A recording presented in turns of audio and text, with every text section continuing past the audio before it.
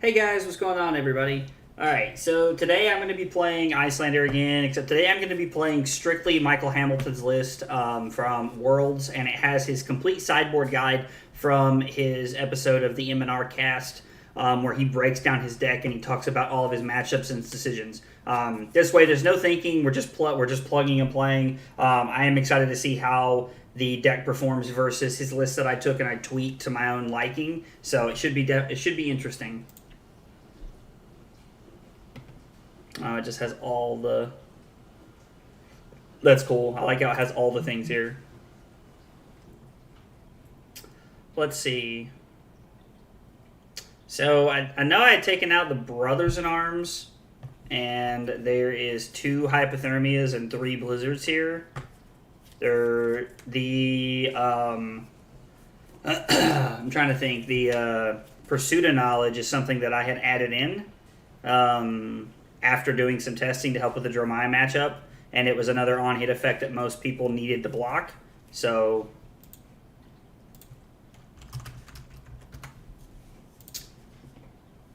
and of course it's not on here. So we're just going to do Oldhim.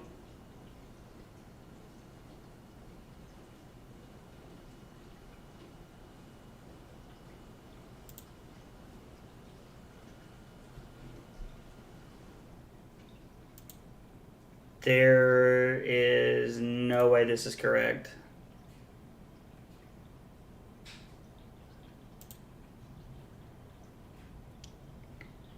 This feels more accurate. He cuts Blizzards, Hypothermias, a Polar Blast, a Bream Freeze, and Scar for a Scar. Interesting. Channel Lake Frigid isn't very good in this matchup, in my opinion, so... We demand Terran. I'm sorry, Terran is... Oh, Terran's right here. Terran! Come here. Come here. Come here. Alright, she's not having it right now. Sorry, dude. I gave it all I had. She's not having it right now.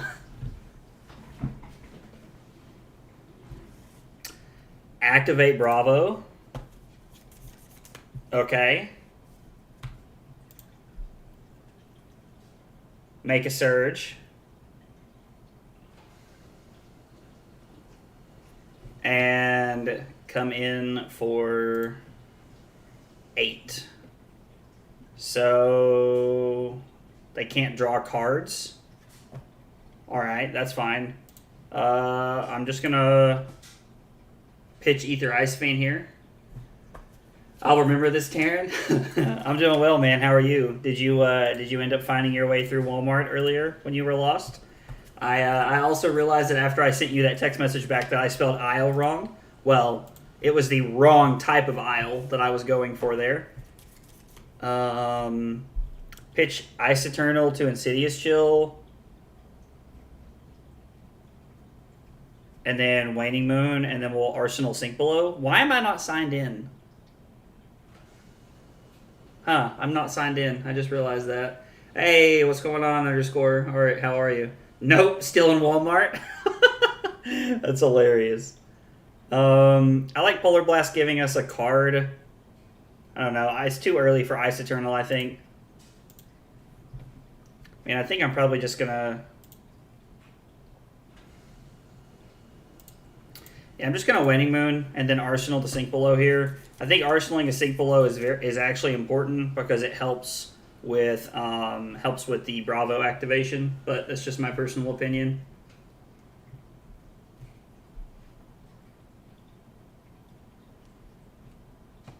My opponent has AB3.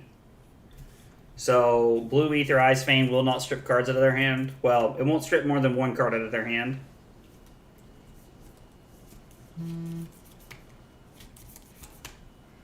Which, depending on how people have their decks set up, most of the time it won't. We're gonna go Ice Eternal, then Polar Blast.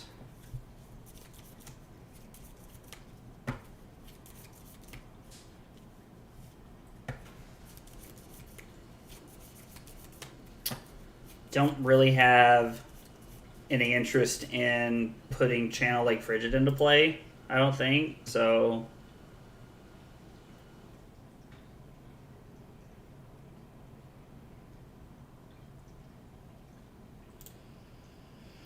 I mean, this could be Pummel. I'm not sure.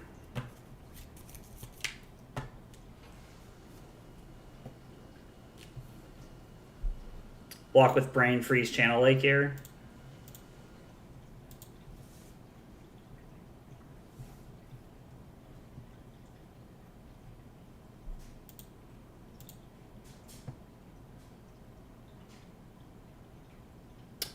It's not the best option in the world, but I don't hate it.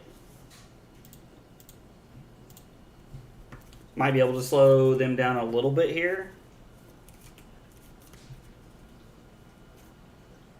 I'm really intrigued to see how Hamilton's like list and like his whole sideboard guide feels from how I've been playing.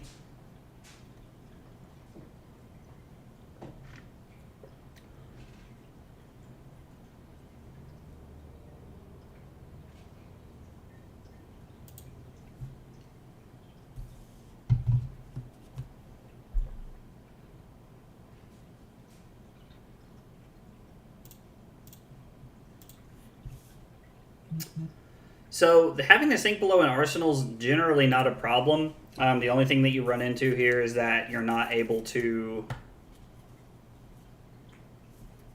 like play cards during their turn.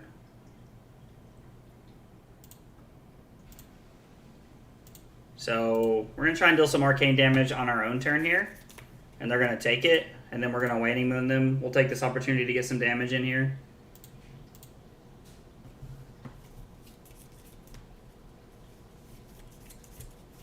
Frost Hex is important. Honestly, kind of all these cards are.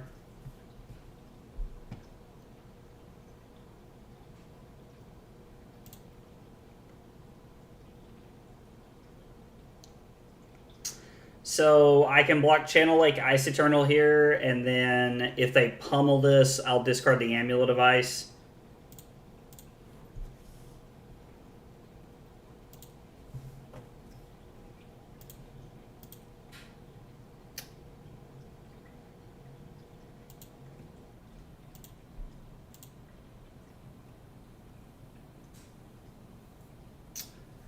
I think we're going to play Amulet here and then Arsenal the Frost Hex.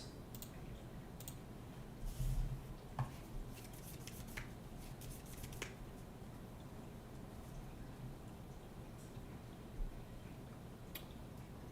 wonder why he wants Energy Potion here.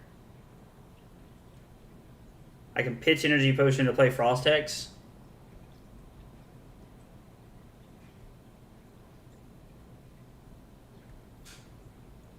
I mean, Frostbite's probably not going to slow them down a ton. But we'll see what it does. We might make them, I don't know. We might make their turn a little awkward by forcing them to have a Frostbite. Anytime they activate Bravo, it will automatically make Channel Lake better, but I can't play like that's going to be a thing. I refuse to.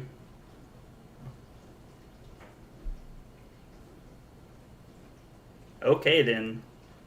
I mean, I can block 3 off the Ice Vein and then 2 off the Ironhide Gauntlet here.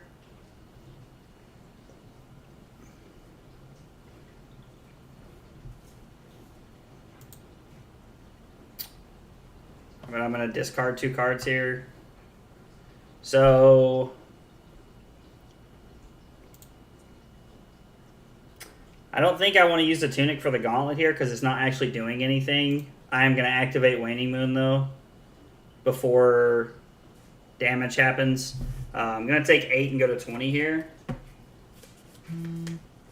The guy on that card is almost as ripped as me. Almost as ripped as you. Almost.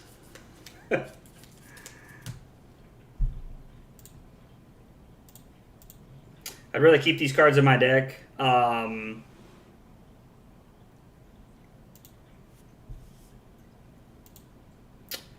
We're going to go Energy Pot, Energy Potion, Brain Freeze, then Ice Vein.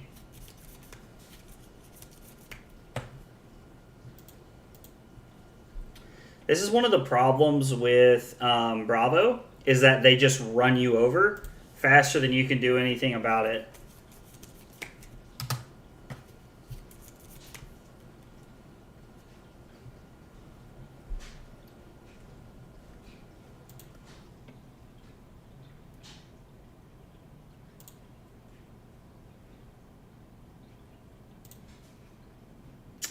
Yeah, I think I'll go ahead and use this. Well, I'm sorry.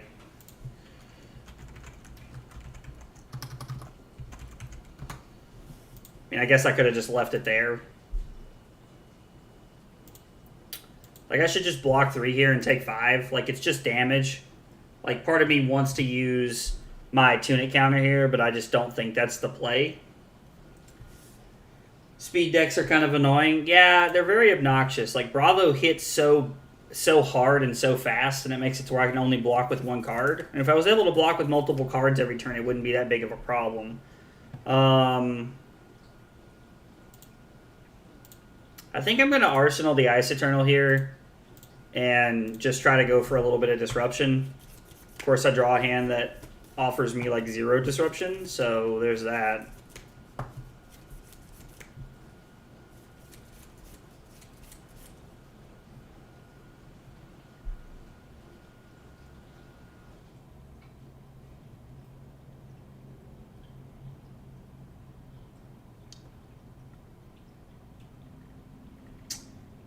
So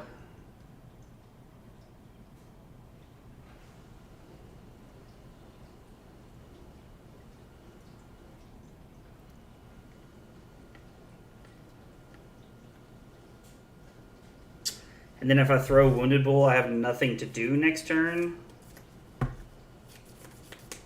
I could... Yeah, this isn't a very good turn.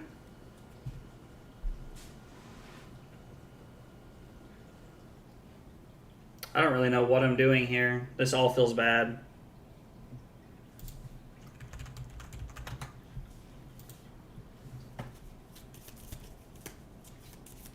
I mean, I could pitch Wounded Bull and reveal Frost Hex to give them 2 Frostbites and deal 2 arcane damage. And then they have to discard their last card, and then I can sink below this and take 4. And then I get to Arsenal Frost Hex, I guess is the best play.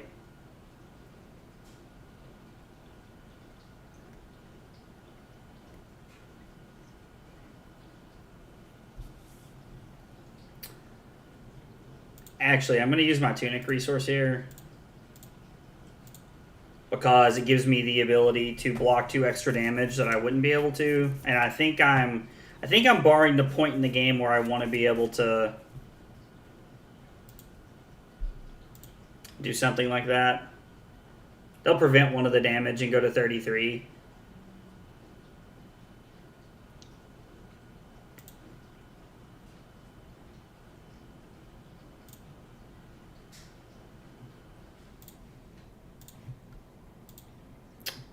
Use Tunic. We'll block 2.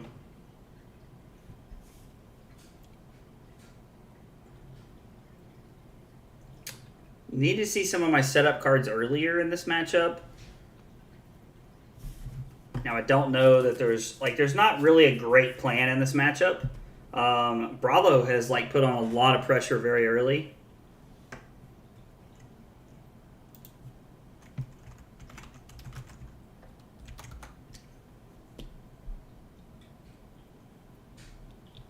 I don't understand what my opponent's asking me, but I also need to make sure I sign in after this.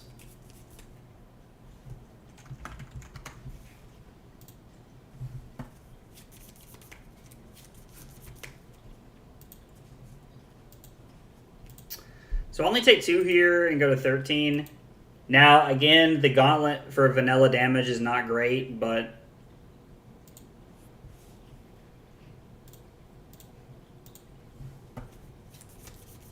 of course I have Brothers in Arms here.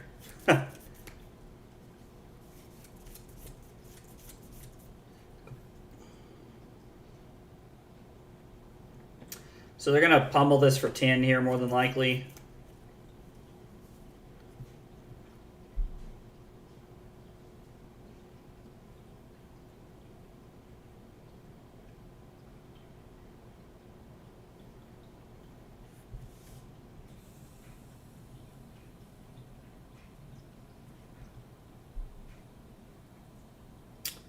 So I can block Frosting E-Strike for 6, take 4, go to 9, pitch Brothers in Arms to play Frostex, and then Arsenal Scolding. Or maybe it's block Scolding. Yeah, I don't know, there's not a great option here.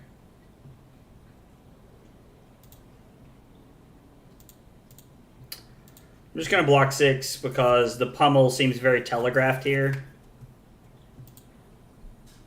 I mean,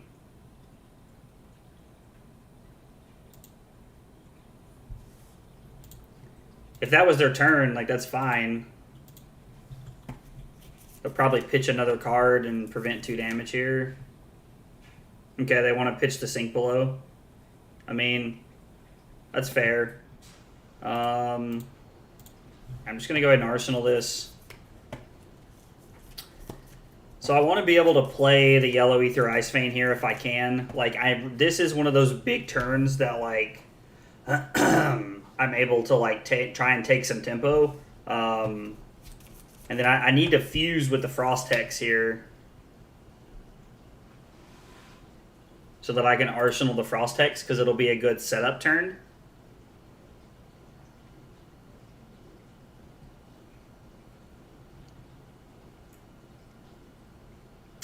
So if I block 2 and they go pummel and hit me for 10, then I take 8 and go to 5. I mean, that's not great.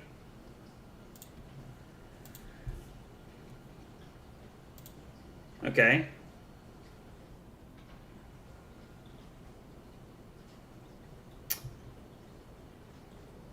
I should have blocked with the...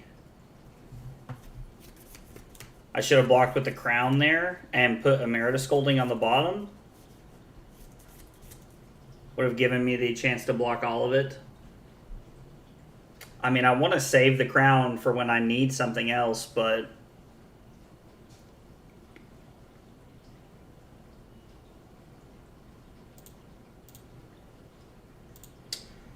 Alright. Pay 2 or discard a card twice. Now, Bravo plays a ton of blues, so it's not like we're exactly like threatening to like strip a bunch of cards from their deck or anything. They discard a Crippling Crush. They discard a Spinal Crush.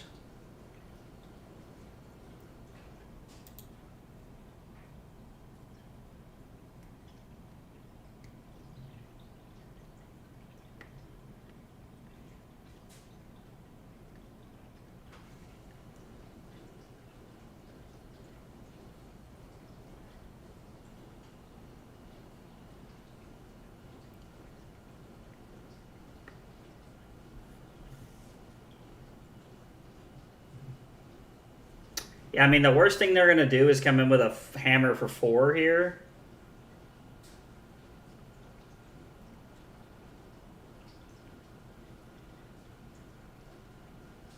Yeah, I'm just going to pass, take my turn. So, pitch Ice Bolt to Scolding, and then Waning Moon off Tunic, and then I can pitch Frost Hex to send 7 and gain a life.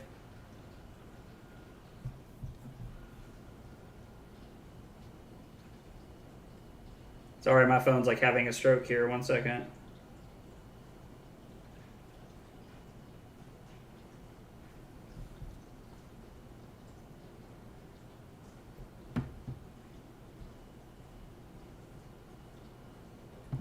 Alright, anyway, that was weird.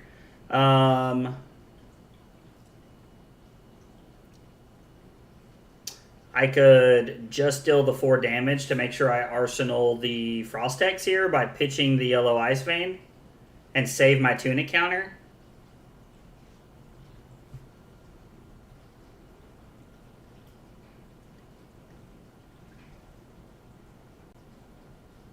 I could just Emerita Scolding by pitching the...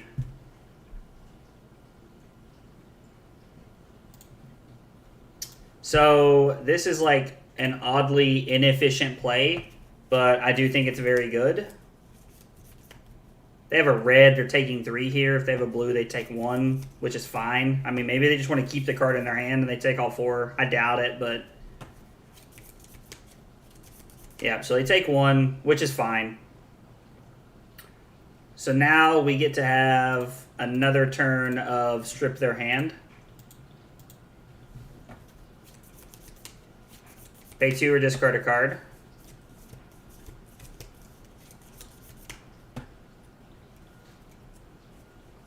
Now, we don't have any more Insidious Chills after this, so that is a little disappointing. But it is what it is. Choke Slam was discarded. And now they're going to pay 2 or discard a card, so they have 1 floating. Now we're going to let this hit.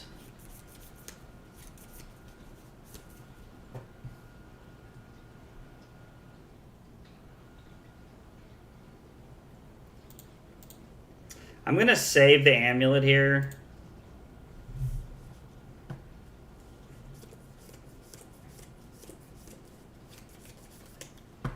God, these hands.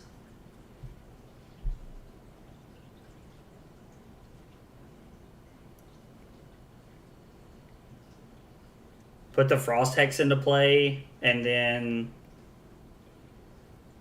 have a very unimpressive turn. Just going to let their turn end. I'm going to play this now.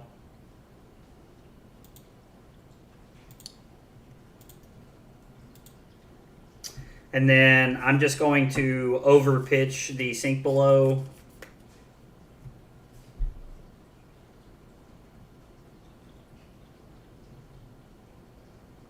Yeah, I'm just going to overpitch the Sink Below for the Waning Moon here.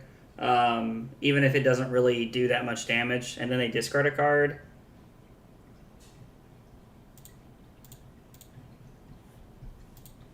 Let's see if they pitch to prevent this. I mean, they might just be like on the Fatigue Me plan. No, they just take it. All right, well, now I'm going to crack Amulet. I want to take their card. I don't want them to have a turn. Choke Slam is cost 4. And then we're going to go Sink, Snap, Emeritus.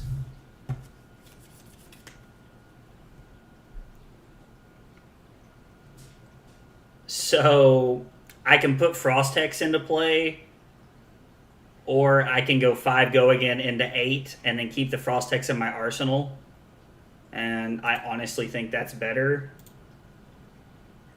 I'd rather see that first. This has been a very bizarre game.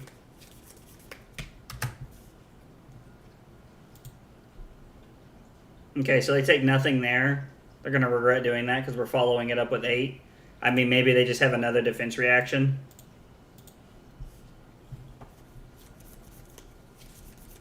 This whole game has been so odd.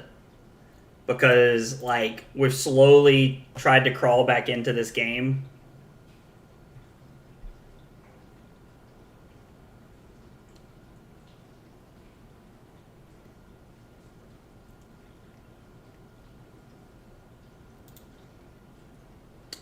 So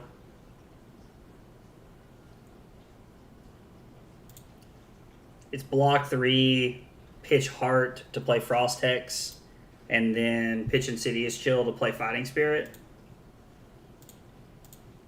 Feels like the play, because if they have anything, if they want to arsenal their card or have anything left, like, okay, so they had a blue, so it just doesn't matter.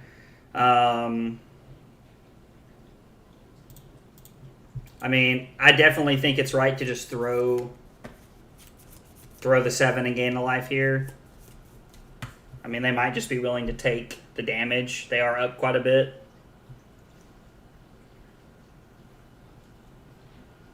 The hammer does allow them to try and fatigue us, and we do only have 28 cards left in our deck. Now, I did pitch stack a Ice Eternal when we have 3 Frost Hex in play, so do have all 3 Frost Hex in play, which is very nice.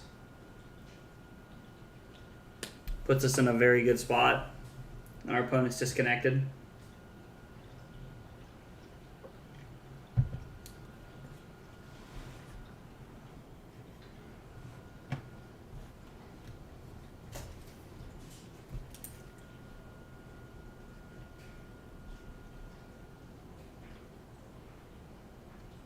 Kalashar playing against Bravo, and I went second. Okay, so they just took the damage, which means they're probably going to serve a lot here.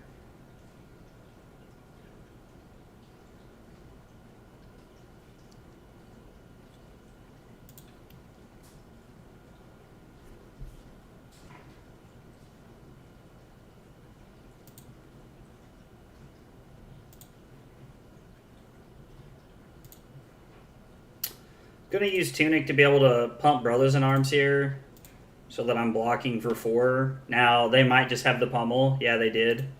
So I get to I take 6 here and go to 6, which we wanted to avoid, but it's fine. This is going to strip.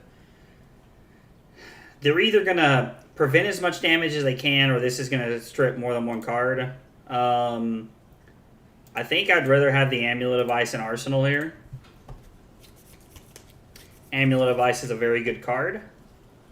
And we just pitched an Insidious Chill, so I think we're going to need to see an Amulet, or to see more of the discard or pay 2 effects. Now, the Amulet of Ice is very good. So they lost 3 life and discarded a card. That is like best case scenario for us. So if they pitch to Hammer here, we're in a really good spot.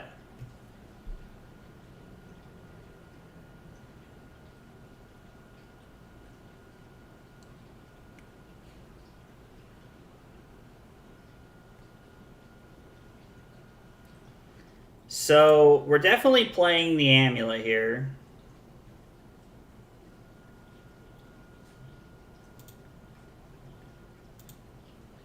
The Amulet's very good. Now, I think I'm going to pitch the Ether Ice Vein here to Waning Moon, and then I'm going to pitch Scolding to come in for 7, gain the life, and then have Wounded Bull in my arsenal. Because they can only prevent so much of this damage here. Like, if they pitch a blue, they prevent this, and then they take 3 off of the Frost Hex. Maybe we get lucky and they're stuck with another red. I highly doubt it, because they pitched 2 reds and discarded a red. So it's not likely, but it is possible. They lost 3 life from that. And now here come the Frost Bites. Or the Frost Bite off the Frost Hexes.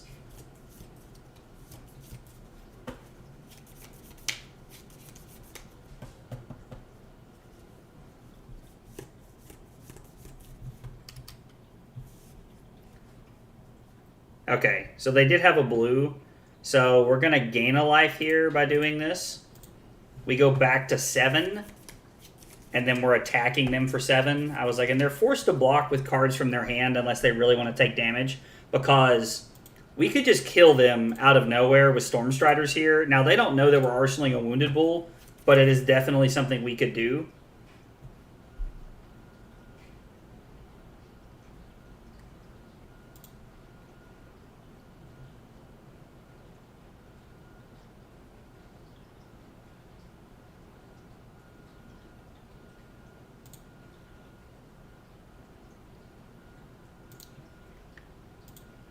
Yeah, I mean, we attack for 7 here. We can Polar Blast our turn. Oh, dude, you are so right. I wasn't even thinking about that. I could have played Polar Blast to see what they paid for. That would have had them pitch a card, and then we would have been in a spot to attack for a 7. Attack for 7. It either would have had Dominate. Yeah, dude, you're totally right. That definitely would have been better there. Good call.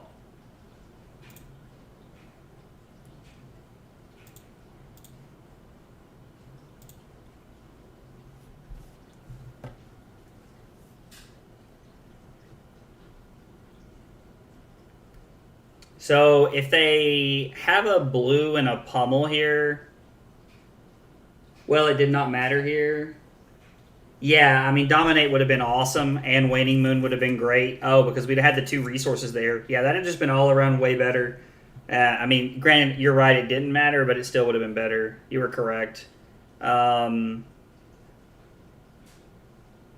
going to pitch this and this to do this for 4, and then I'm going to use Tunic to Waning Moon.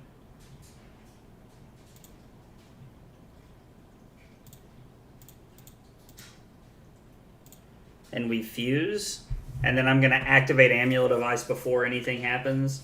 You can do it for 5 as well, but anyway, it's a win. Yeah, I mean, I can.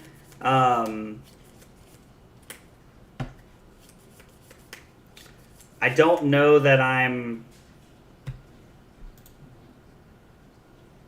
guaranteed the win if I do it for 5. Because if I do it for 5, I don't have a way to fuse, and I can't activate Amulet of Ice. And then I might just die to the Anothos if he has Pummel here, because I can only block 3.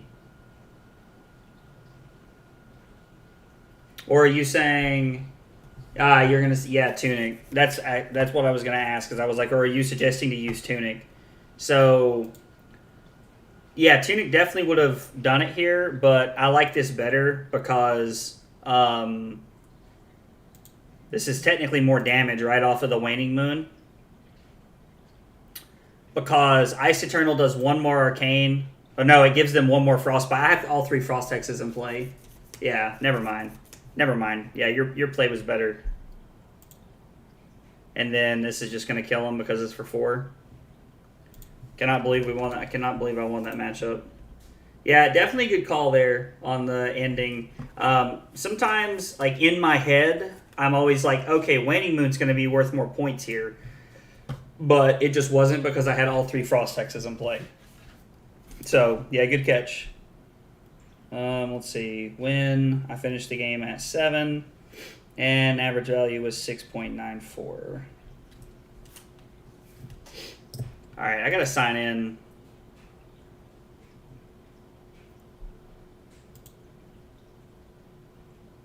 Okay. That was weird.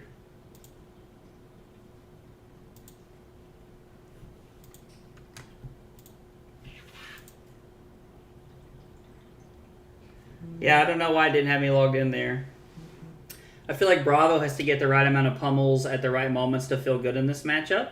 On pure efficiency, we are just better. So I completely agree that we are way more efficient. I don't know. I just always feel like Bravo puts on a lot of pressure very early, and I feel like it's hard for Iyslander to keep up with some of that. Let's see. Fi, Oldhim, Iyslander, Viserai, Briar, Dromai, Dash. So it's not even in here. What to do for this matchup? I mean, I think it's pretty obvious. We don't need Sink Belows. Heart is a blue, probably never going to matter. I mean, I'm just going to start by cutting yellows, or by cutting reds, I mean, because we want more resource efficiency, but I do like the attacks here. Let's see. Scar for a Scar feels bad. Not a huge fan of that in this matchup. Are you using my February list? If you are the person that created the Michael Hamilton list with all of the sideboard tech and stuff. Oh. Well, that sucks.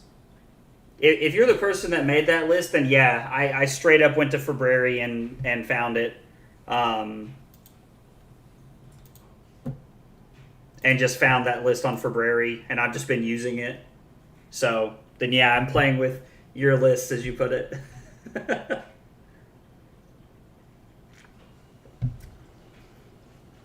Oh, this is interesting. I know that Ixlexi...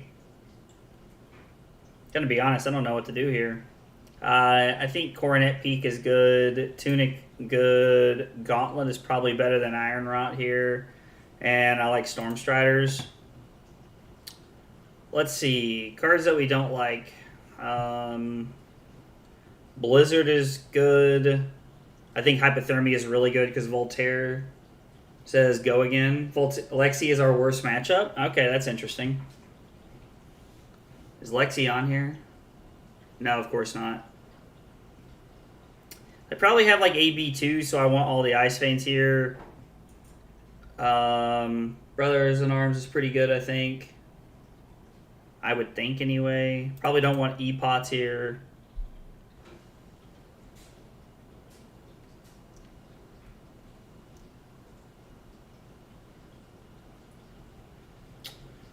Like Brain Freeze.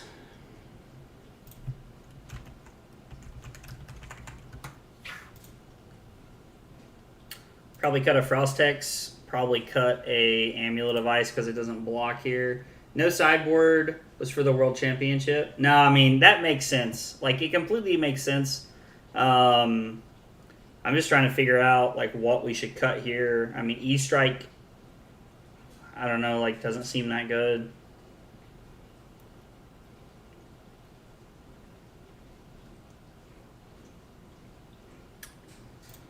Okay, cut Scars. I don't hate that. Though, no idea if it's good. Yeah, I mean, I get it. Like, you only find out by trying. Channel Lake seems good. I like Blizzard. Frost Hex seems just so okay.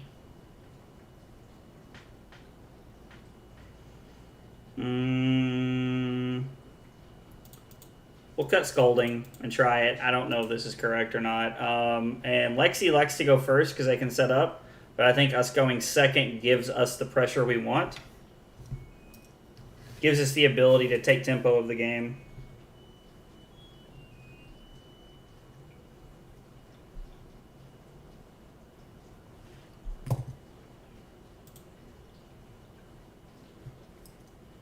It's a pretty good opening hand.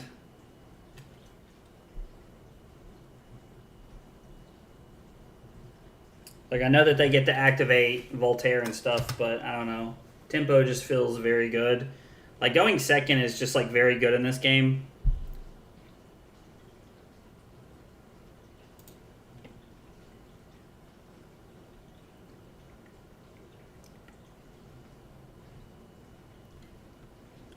They have AB1 here, and Hypothermia just ends their turn. But I really want to get Insidious Chill into play.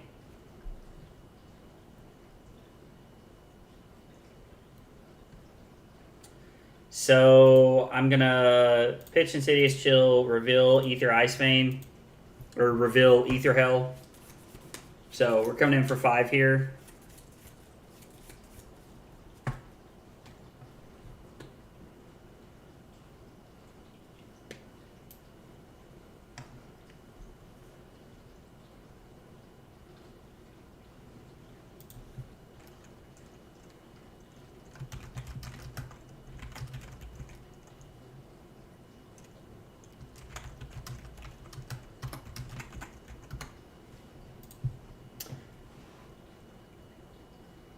Alright, so my opponent pitches a Blizzard here, and then pays for that, and then I'm going to Waning Moon.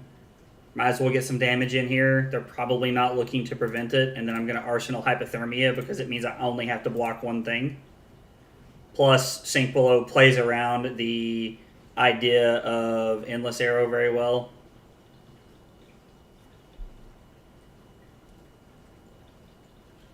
Draw a card. Shock Charmer's the card. Yeah, Shock Charmer's is the card that like punishes people for not knowing how to play against Lexi, which I openly say I'm not the best like opponent when it comes to playing against Lexi.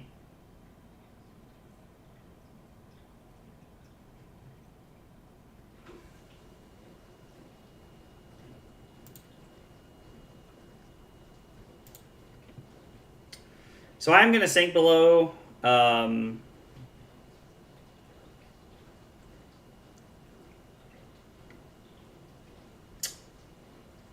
It feels very unfortunate. I think I'm willing to just take 2 here.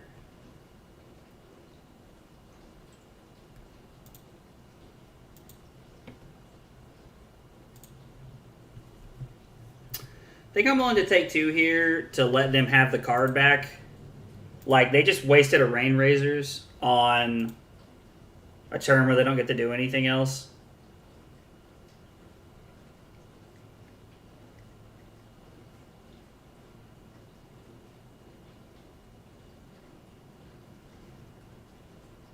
So they're going to pitch the Endless Arrow. Okay, that's fine. Oh, they're just going to pass. Okay, well, I'm just going to throw the Wounded Bull for 7 here and then Arsenal to Sink Below. It does not give us It does not give us a tempo play on their turn, but it is a very good defense reaction here. And I think that the line that I took was the best line that I had. I could have blocked with, I don't know. Like I think the play that I took was correct here. Like if they want to take 4 here, that's fine. Anytime I'm ahead on the life total, I feel like I am 1000% winning the game. The next time an attack action hits a hero this turn, it deals 1 damage to them. If it plays from Arsenal, draw a card. Alright, so feels like they don't have a very resource-efficient hand.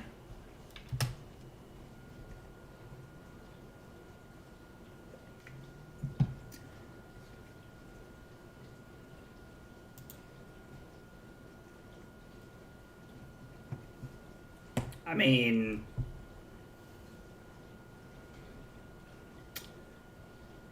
Voltaire gives the arrow go again.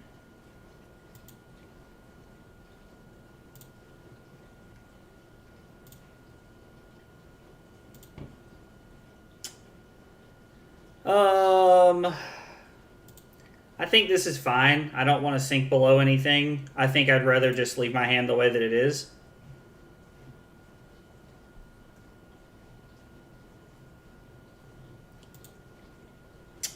I also think that being able to sink below this snatch is very good.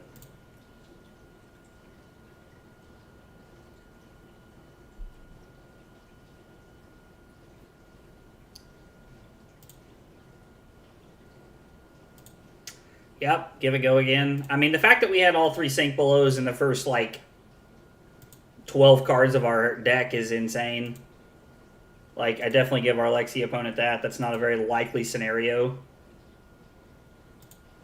So, I think I'm just going to play Insidious Chill here and then Arsenal Hypothermia.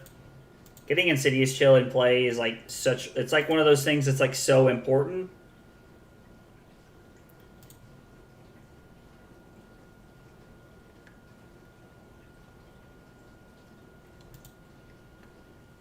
This might be a good time to just... I hate to miss out on 7 damage, but man, that yellow Ether Ice Vein is just... There's so much value in that. I could go ahead and block with the Ironhide Gauntlet here, but I don't think that's worth.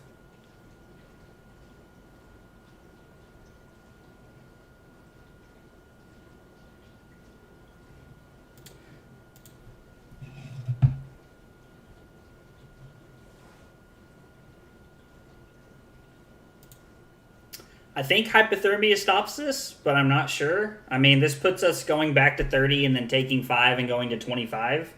Now, that is both of our Hypothermias used very early in the game, so...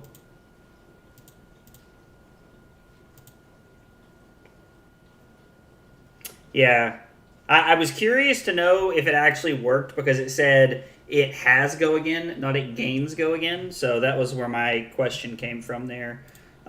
This is a very solid play. Now, unfortunately, the Frosting is not a very good card here, but, I mean, we're doing what we can. Okay, so they use 2 cards here, which is what we were hoping to get rid of anyway, so be it. Anytime we can efficiently get rid of cards out of their hand is fine.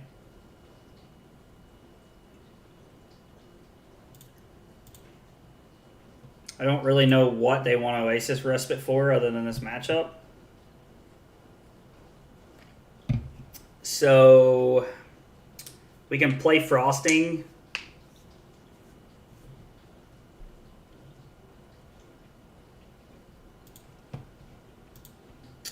I'm curious to see if they pitch to prevent damage here. They're going to use their Tunic resource. Okay, that's fine.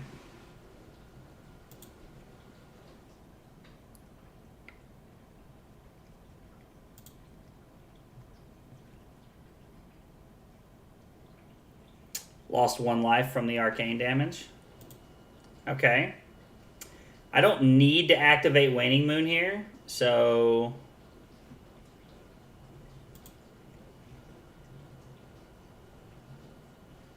So this does have go again. So I'm poised with the place of block 3 or serve 3, and I think I'd rather serve 3. This is just vanilla 4, so I'm just gonna take 4 here. Like I'm at 25. I can afford to take some damage here.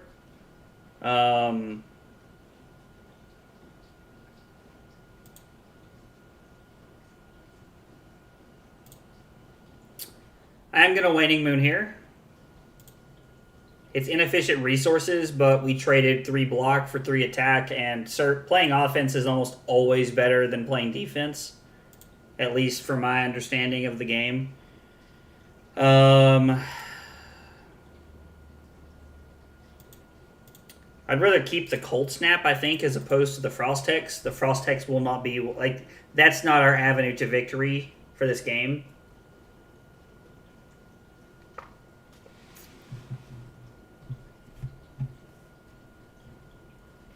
Snapshot. So we're going to get at least 2 cards here.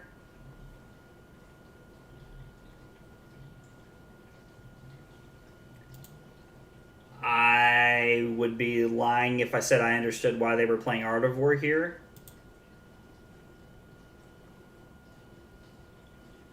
Like, you're still left with 2 cards and 2 cards in your arsenal, and you just wasted an Art of War?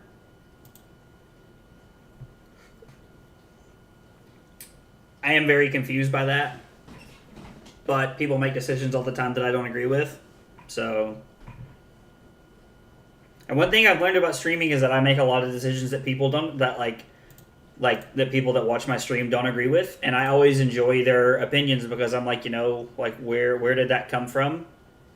Like how did we arrive at different opinions?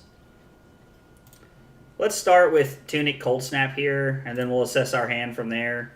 I want to go ahead and give them this choice now because we are forcing them to make a decision. Is this their second Rain Razors already? No, it's their third Rain Razors. Wow. They wasted a Rain Razors. 2 of their Rain Razors were hit with hypothermias, which is insane for us. And then...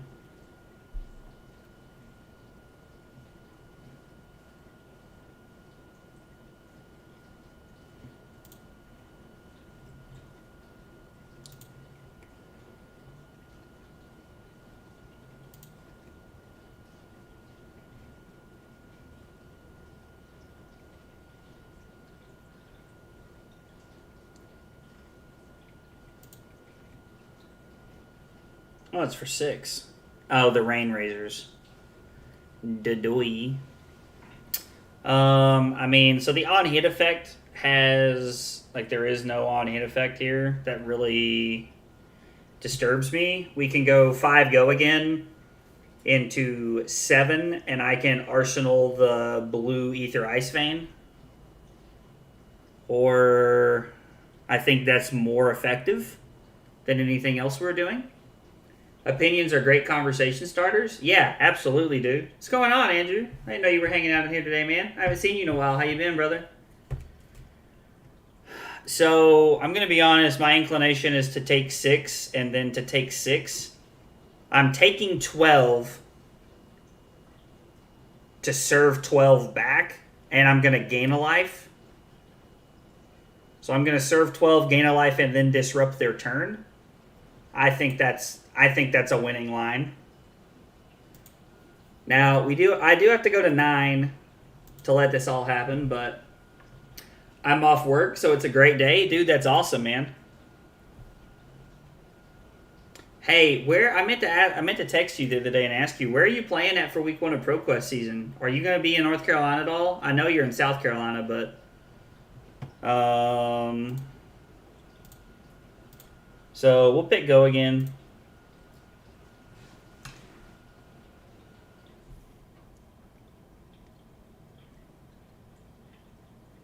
Interesting. So, do I forego my arsenal to send another 7? And I think the answer is yes. I don't have a list. Said that I might chill on card tournaments this year. Oh, okay, man. Well, good for you, brother. I wish I had that kind of poise to make those decisions.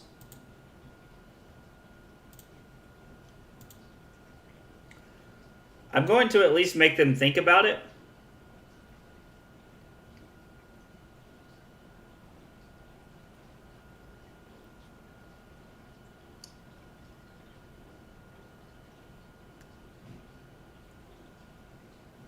So they're going to block 5.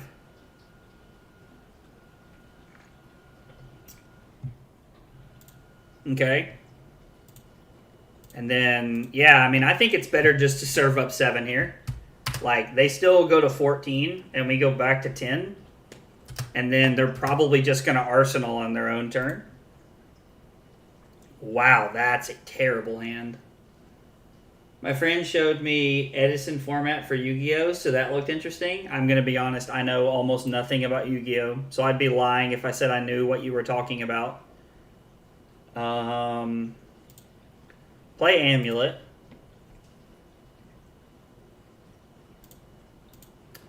We'll attack for 4. It's probably better to Waning Moon and Coronet peek them there.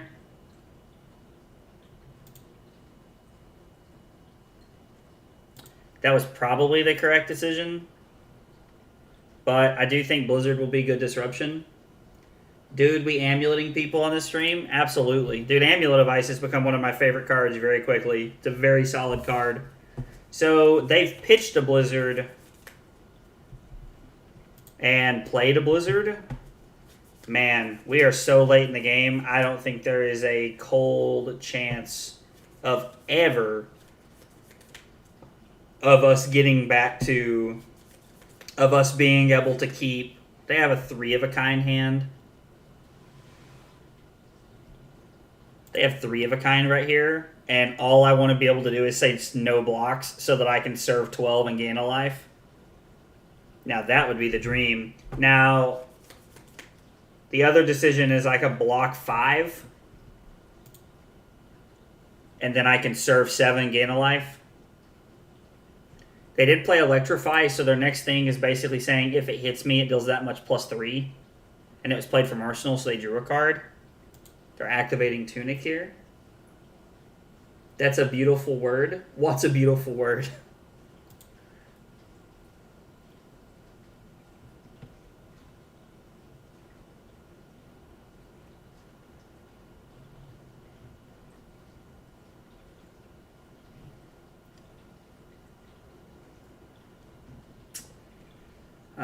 Voltaire gives +1. And this... Oh, and it has go again because of Lexi. So...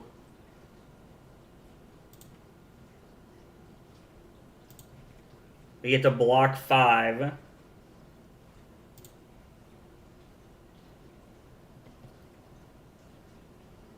I mean, I could always just alternatively like block with the Fighting Spirit here, or pitch it to use Gauntlet, and then I could just Arsenal the Polar Blast and try to go back to Disruption.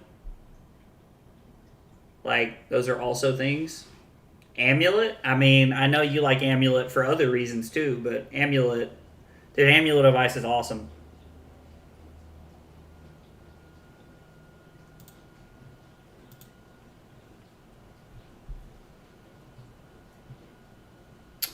Waiting for our opponent to choose a reaction. Now we're going to Blizzard. So we give them a Frostbite, and they have to pay 2, or this loses Go Again. And I know that it has Go Again because of the Lexi ability.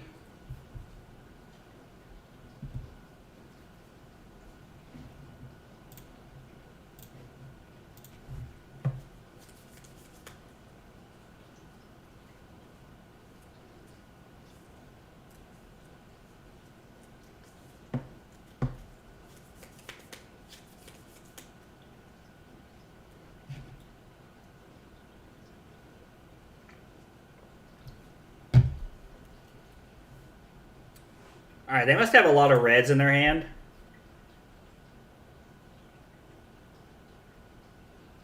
Okay, they only need... They gave... What does Electrify say? I mean, it does say the next time it hits a hero.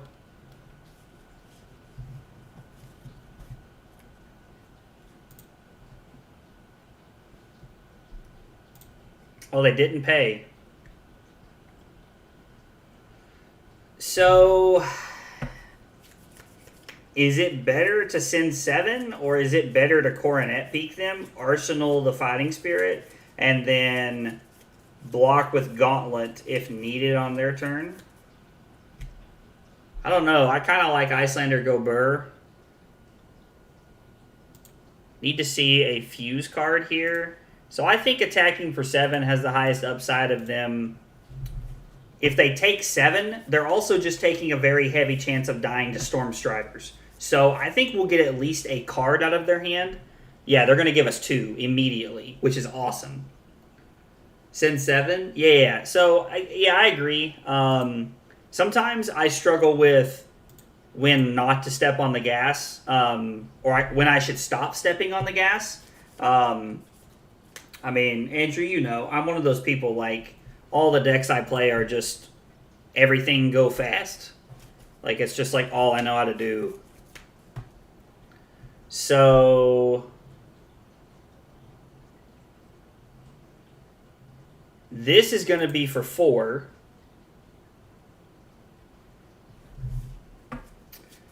So, if I say no blocks and Blizzard this, and then I pitch Polar Blast on my turn to play Wounded Bull for 8, I'm at 6. They're at 9. I'm serving 8, and then I have Channel Lake Frigid in my arsenal, so I get the Waning Moon and Channel Lake Frigid to shut their turn down.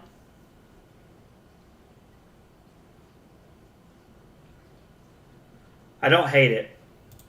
Let's see what they do. We know they don't have any more Rain Razors.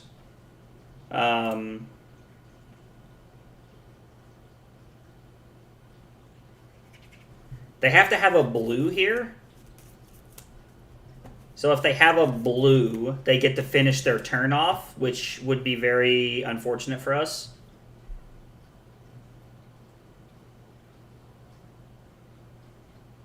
Okay.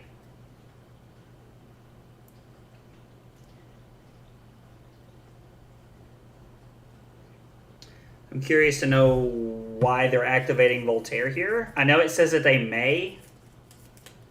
They're just pitching their 3 of a kind because they're tired of having awkward hands. So I'm going to go to 6. This is going to lose go again. And then I'm going to get to serve 8 and have Channel Lake back up. Now that we're sitting here and we have tempo like this, I'm honestly wondering if serving 8 and having Polar Blast is better. No, I think Channel Lake is the correct decision here because, again, they're forced to throw 2 cards at our Wounded Bull, and then I have the ability to... I mean, if they take 4 and go to 5, that's extremely dangerous for them. They could just die because if they're at 5, we only have to have 7... we have to have 2 more than they have present pretty much at all times. Unless we are playing around Oasis Respite. We did see one early in the game, and I don't think I've seen them pitch one yet. I think we win here. I mean, yeah, it's like... I don't know if we literally win here, but I think this line of play puts us in the driver's seat for sure. Now...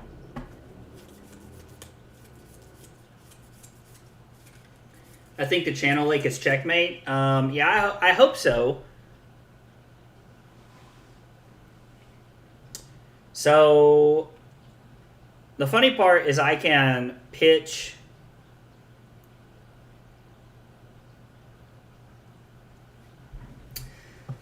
Oh, man. So, do I pitch the blue Ether Icevein to Channel Lake and then Waning Moon them, or am I pitching... the yellow Ether Icevein to be able to...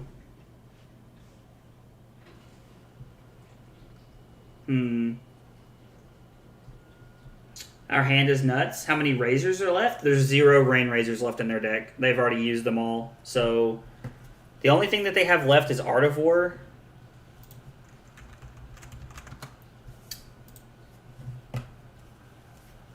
The question is, so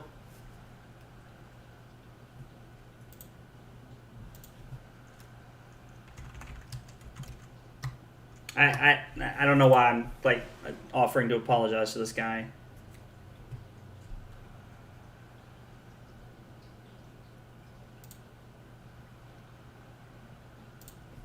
So I am going to flash in Channel Lake here.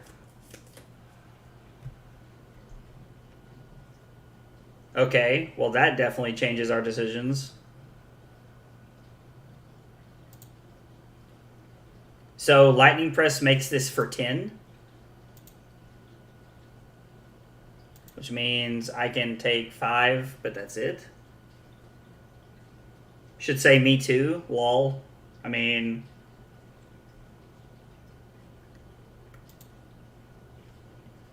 I don't exactly get the sense that this is a good matchup for us. So we're going to block here.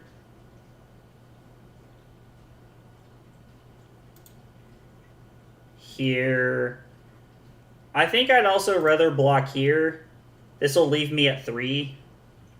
And I get to leave Tunic up. For Stormstriders next turn. So I take 3, go to 3. And then, yeah, we're just going to pass. I'm just going to serve 8 again and keep my Channel Lake around.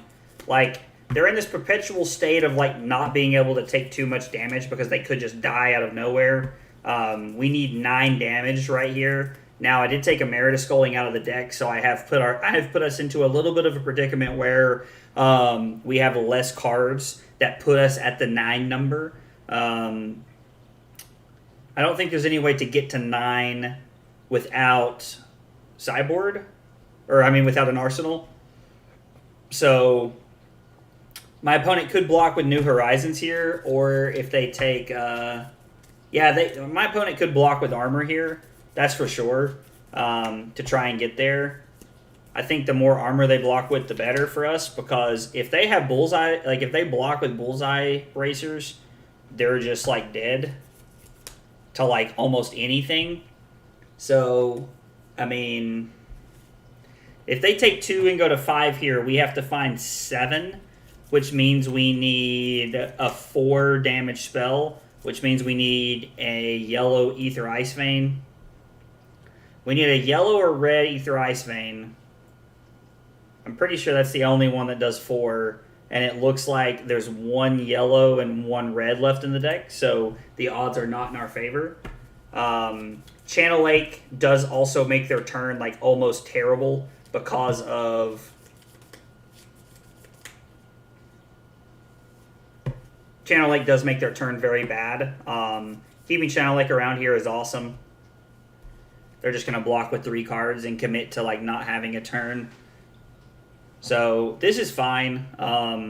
If they pitch a card to play the Bolton Shot here, it'll just be for 3.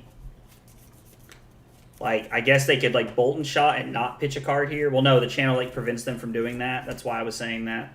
I mean, this feels like we're in a very comfortable position right now.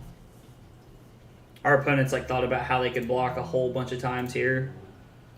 It feels like my opponent never comes up with a good answer. Alright, so they're going to leave themselves with 2 cards here. But they're going to lose their Bolton Shot.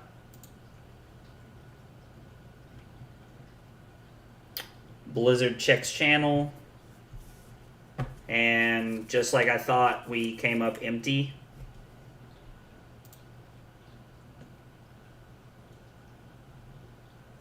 So this is going to be for 5.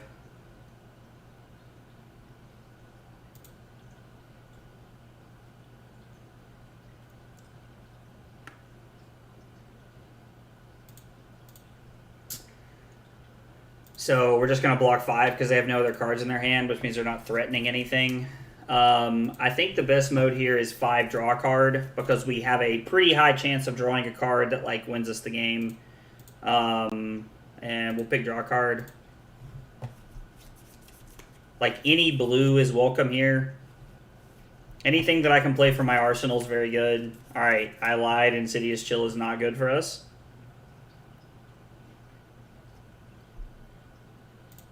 Insidious Chill is not good for us at all. But, man, I think I have to arsenal this here.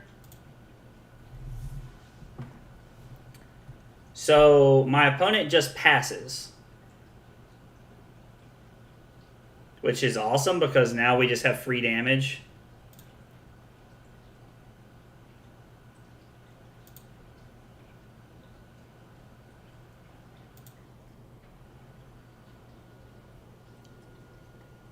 I think we can just kill our opponent from here. Yeah, I think we're in a very favorable position.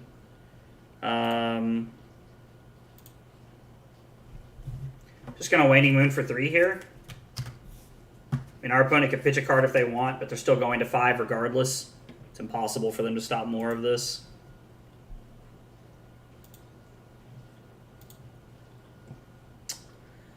I am going to play the Frosting.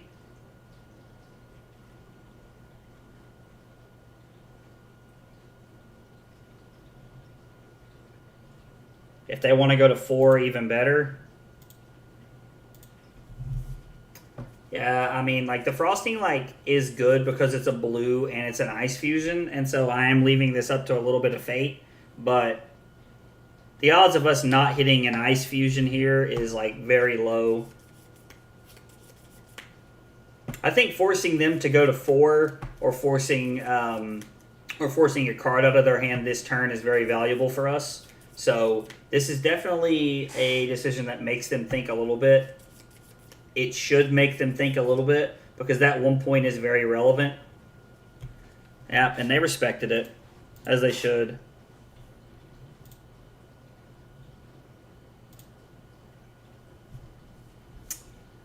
So,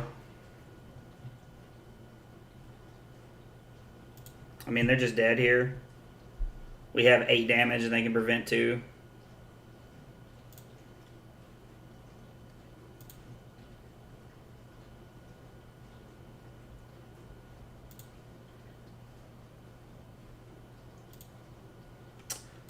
Pitch this, reveal this, and then trigger.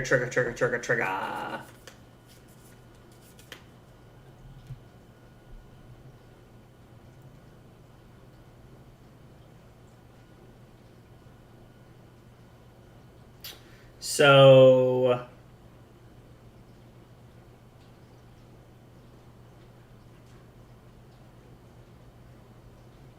this is going to make this for 5.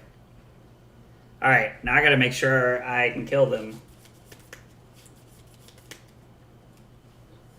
Man, I might have played myself here. That would be very unfortunate. So this is for 2, so it's going to be for 5, so I can block 3 and take 2. If worse comes to worse. I pitch Ice Eternal. Or I pitch Amulet of Ice, fuse, to play Ice Eternal, fuse with Cold Snap, so it deals 1, puts them to 4. They prevent it. This is going to prevent this, and they're going to AB1 it, and then Waning Moon puts them to 2, and then I die.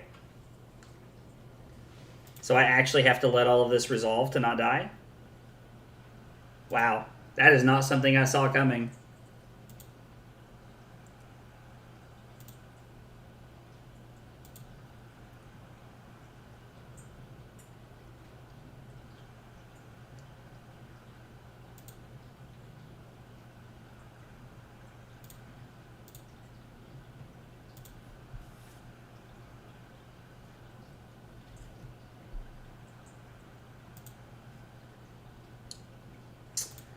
So I am going to Waning Moon here. I mean, we get to put them to 3.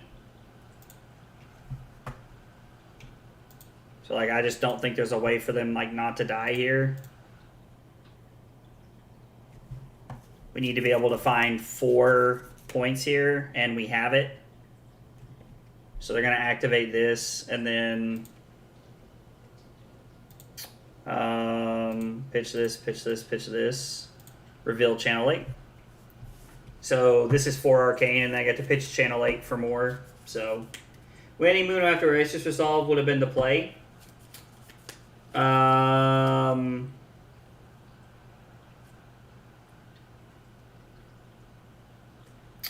What would have been the benefit of doing it there versus at the end of the turn like I did?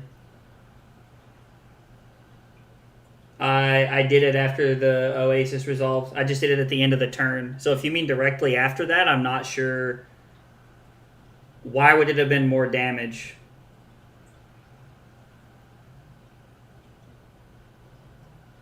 They took 2 like they would have regardless. If I'm missing something, please let me know, but I'm just confused here. Wow, back-to-back Oasis Respites here, huh? Go ahead and crack Amulet of Ice. Yeah, so it prevents 4 of the Ether Ice Fang. Yep, that. Okay.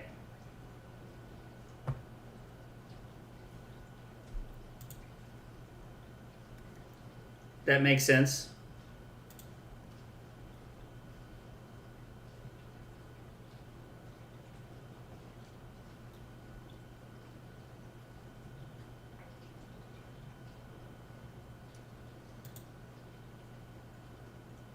So they take 4 Frostbites and nothing happens? And then I can't kill them here. I can put them to 1 because they have 1 floating. Huh.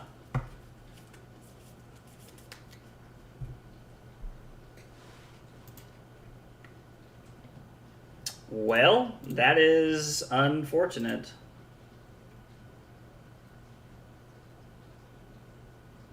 So back-to-back Oasis Respites has got them out of the situation they were in. I also did not know that you could lightning press something on the stack. That is interesting. That is very interesting. Yeah, so I understand that the Oasis prevented 4 of the damage from the Ether Ice Vein. So the turn worked out that I played Ether Ice Vein. And then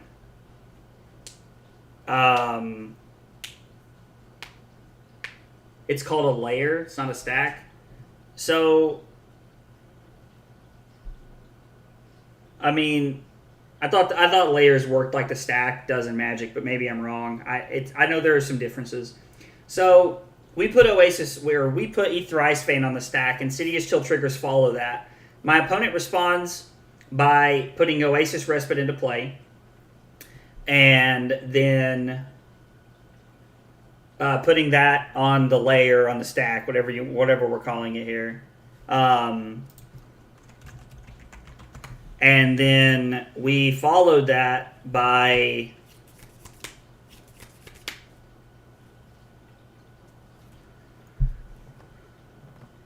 what happened after that? We cracked Amulet to get a card out of their hand? Or was that the turn after that? Sorry, the turns are starting to run together here for me.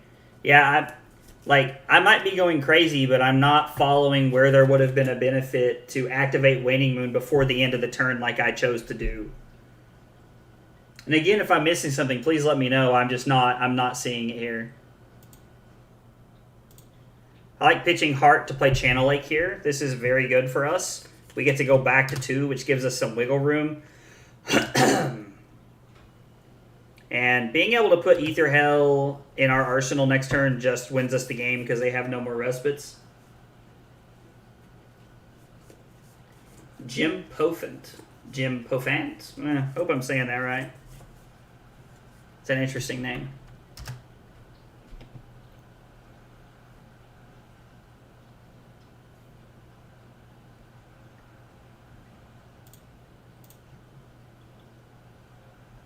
I mean, I want to get Heart out of my hand here because it doesn't block. And I want to put Channel Lake into play. Okay, as I said, it prevented 4 damage of the Ice Vein. If you Waning Moon after Oasis resolved, it would have prevented 3 damage of...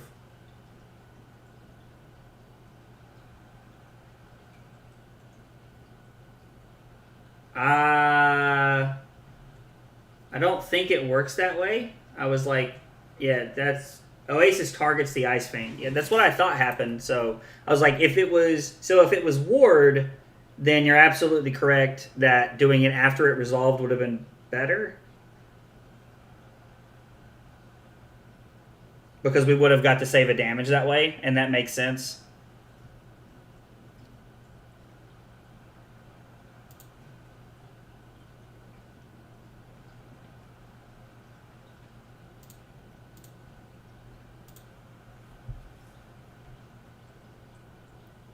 They virtually cannot play another attack here. I mean, if they play a 0 for like 4 or something here, they're spending their one resource, in which we just Waning Moon them in response and win the game. So yeah, they can prevent 1 here and take 1, go to 2, and then Waning Moon kills them. So we're good either way here. We just win the game. Of course, I said that last time, and we ended up drawing into... and our opponent had their second and third Ether Ice Fang back to back.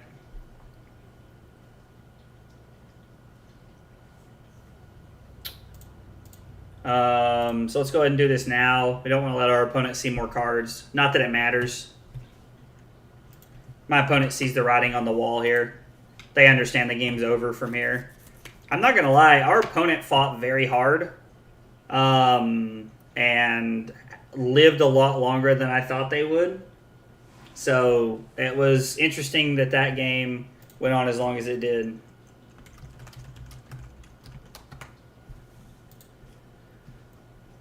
I did not think it would last as long as it did. I thought that game was over many turns before that. So that game took 40 minutes, and I was half of that. That's exactly how games should go, in my opinion. Hey, Zamoon, what's going on, brother? How are you today, man? So, all right.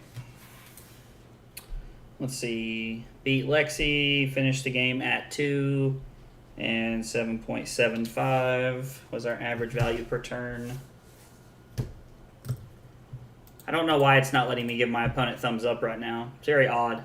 I'm going to take like a 2-minute break here. I got to use the bathroom, refill my water, and I'll be back in just a minute. We'll be playing some more. Thanks for hanging out today, guys. I appreciate it.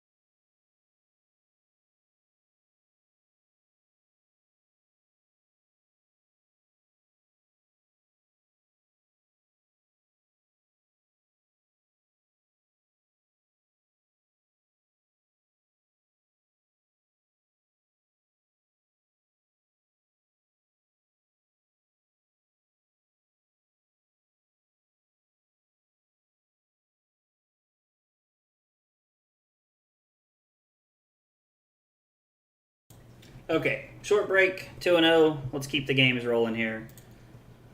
Oh. Well, Michael Hamilton's Cyborg Guide has felt very good so far. We've won what the first matchup I don't think is a very good matchup from my personal experience. Bravo really seems like it puts on a lot of pressure very early, and it's hard for Iyslander to keep up. So we won what I would consider a hard matchup. And then Underscore was saying that Lexi's not a very good matchup for Iyslander either, and we won that matchup too. So 2-0 on the day against some hard matchups feels pretty good. We've had some pretty good draws at some pretty good times. Always feels nice to have the cards flow in when you need them to. Hopefully we can keep the hot streak rolling here. Hey, what's going on, Billy? How are you, brother?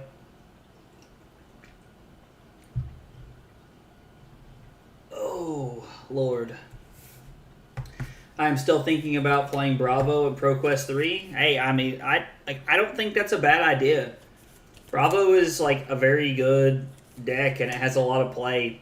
And I think you can honestly bully a lot of the aggro decks, in my opinion. Now, that is from my experience. Bravo is very good at bullying aggro decks, and there will be a lot of aggro decks at week 1 of ProQuest.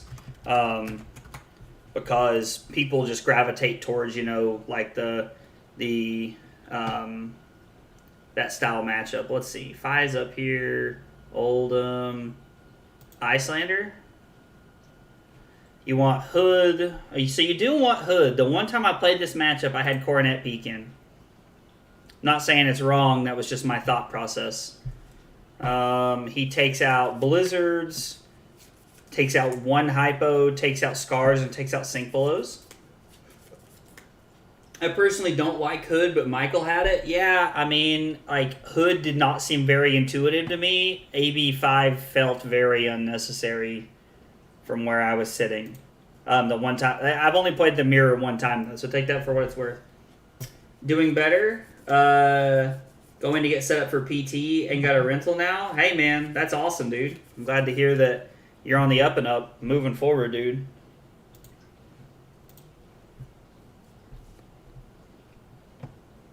Not Yanji.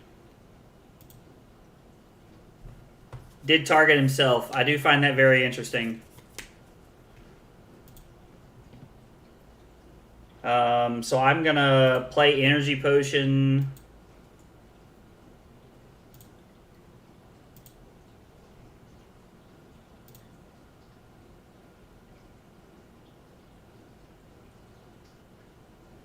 Why did it not target me?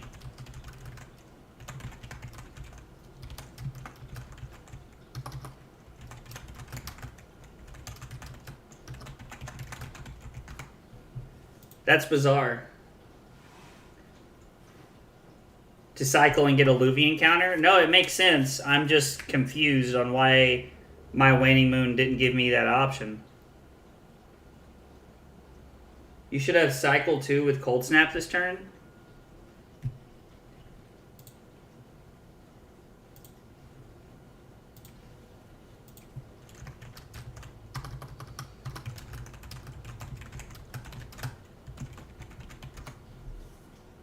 In the menu?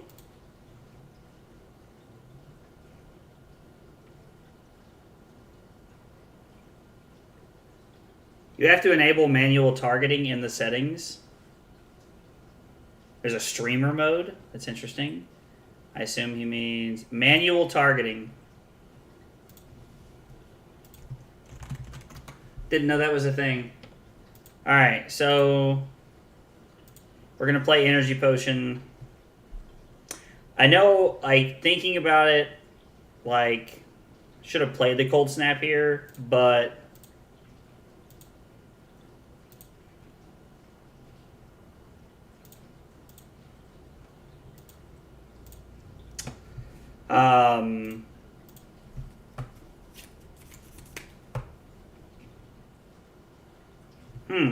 interesting.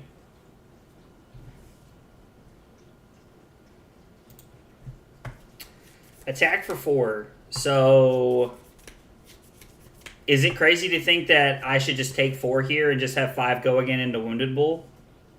I don't think that's crazy at all. I didn't know you had to turn that on.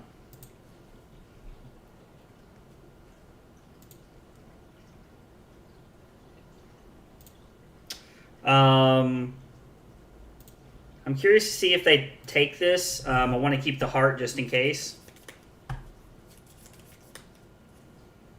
I think the E-Strike turns are very good.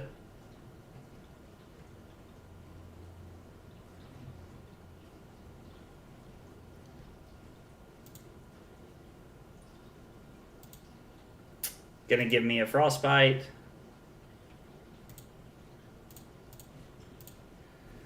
I don't mind to pitch the heart here. Feels very good, honestly. You play E-Pod at least. Frostbite ruins it. Yeah, so I mean, the Frostbite does ruin it. I'm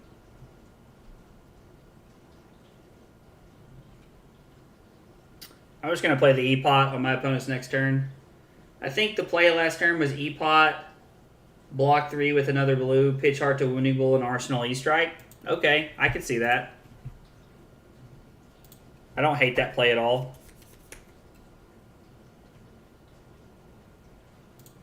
I'm going to go ahead and play Energy Potion here.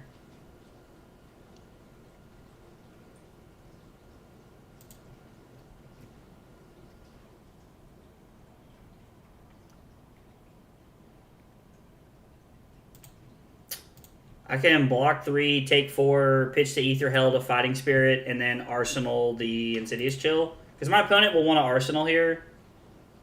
I mean, I guess I miss out on gaining a life if I use my counter here. There's no reason to use my counter here. It's not necessary for anything. Like putting my Insidious Chill here. So, I don't know if it's like my brain or what it is or how it works, but I'm generally not a huge fan of putting red cards in Arsenal. Now, I understand that sometimes it is necessary, but it's not something I'm generally a big fan of. So if like you see me taking lines that oftentimes incorporate me working around like keeping like a red card out of my arsenal, you are correct in assuming that, because it is definitely something I'm trying to do, is keep from doing that if I can.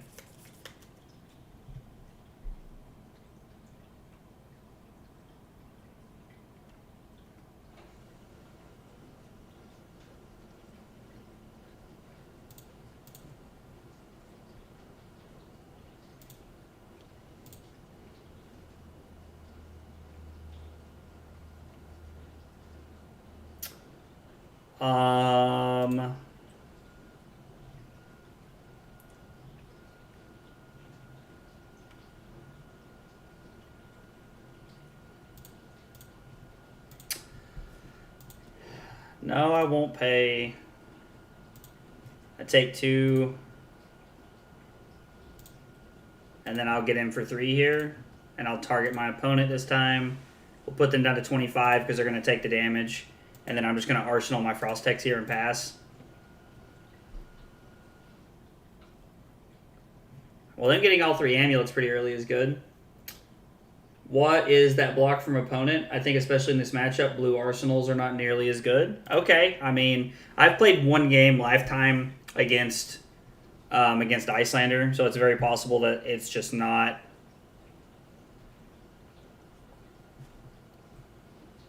that it's just not good to Arsenal blue cards here. That is my like natural intuition, though, is to Arsenal blue cards if I can. Also, like getting in Frost-Hexes as early as possible.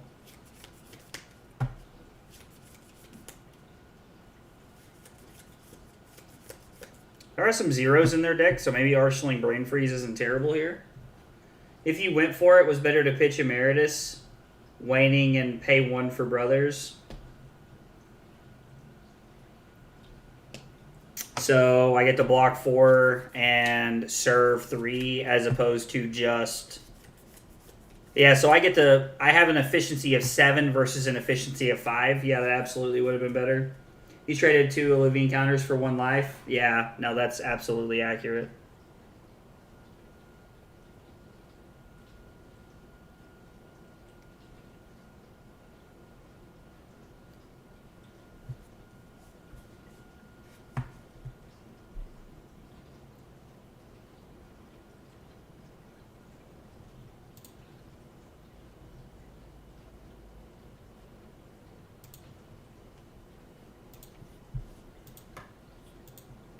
like putting Frostex into play.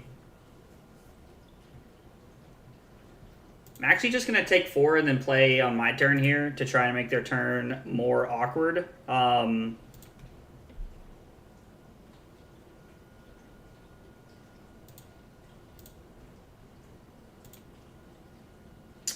So they'll discard a card or pay 2 here. I imagine they'll pay 2 like everybody in their right mind would. They discard a red Ice Vein. And then I get to... They revealed Ice Volt, Ether Ice Vein, Wounded Bull.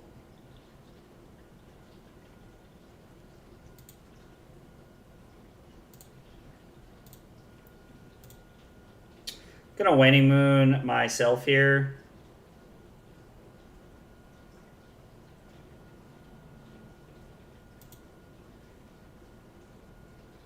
Not to take a damage to put a counter on that, but I think it's fine.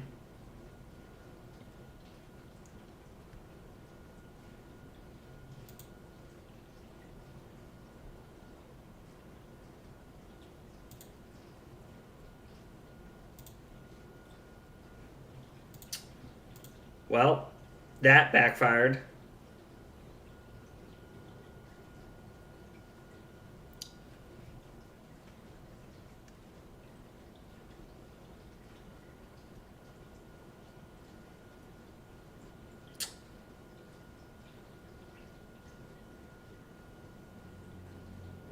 I think this is fine. I can force them to pick here.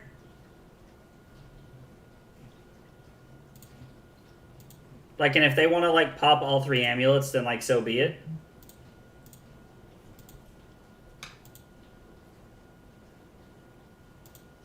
And now, though, I just wasted my energy potions, I guess. I don't know. I got rid of all 3 amulets. I traded 2 energy potions and a card for 3 amulet of ice. Like, that doesn't seem that bad to me. Maybe I'm crazy, but... Alright, Talashar's lagging.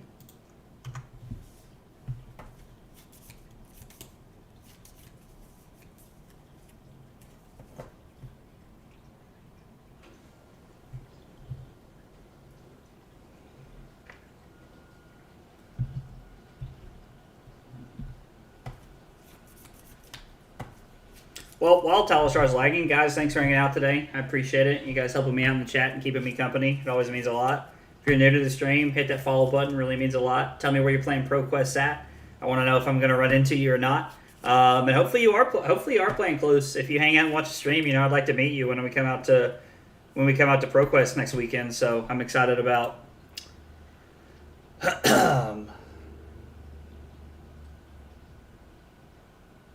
Must have targeted the wrong person with Waning Moon when I did that. I'm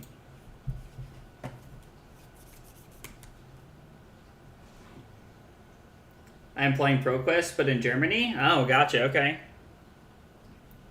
Well, we definitely won't run into each other then, so... Oh, man. So, do I take 5 here to send back 8... and then Arsenal Channel Lake Frigid? I don't know, it feels like a good card. Battle Hardened Belgium, end of January. Oh, that's awesome, dude.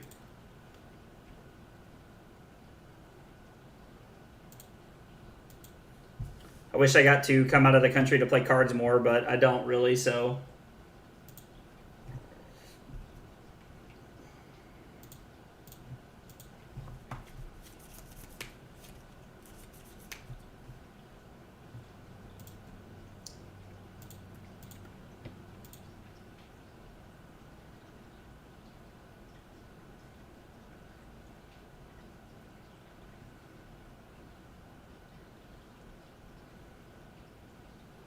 Cold Snap is revealed.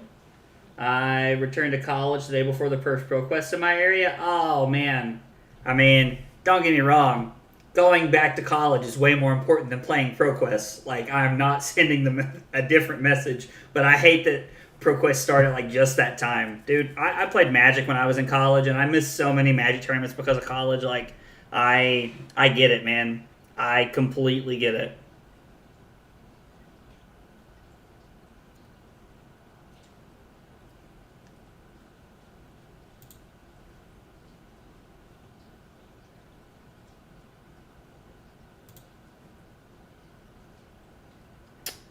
So, I mean, we're just going to prevent 5 here. Pitch, Ice Vein, Ice Eternal.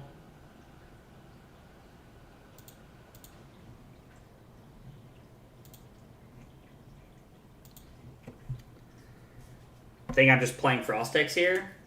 I don't know, man. College is a lot of money. College is definitely a lot of money, but, I mean, like, I don't know. I had a good time at college. That's all I'm going to say. College is not for everybody, so...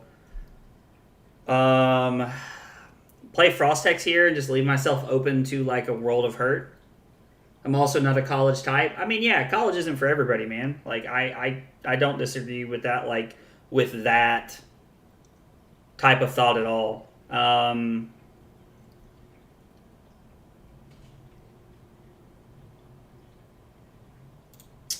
Yeah, I think we're just putting Frostex into play. Now I'm leaving the windows open, or the window of opportunity open for my opponent here. But I definitely think I could pitch Ice Bolt.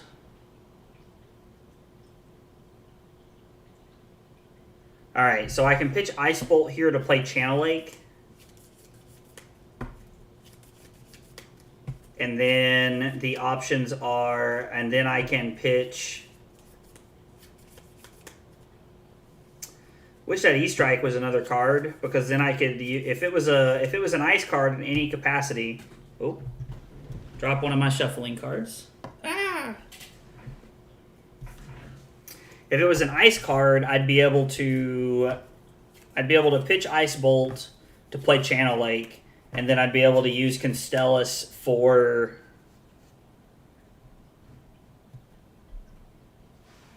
till the start of your next turn. So I'm just committing to giving them... Just committing to giving them...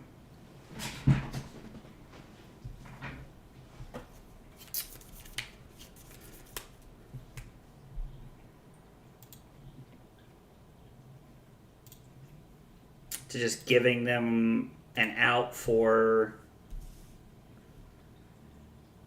There's no way it's correct to take 7 here, right? Like, even at the opportunity to really push some damage and, like, try and take tempo. Like, am I just forced into trying to take tempo here? Take 5, go to 6? God, it's so bad. I feel like I've played this game so poorly. Why didn't opponent do that last turn? I'm not sure.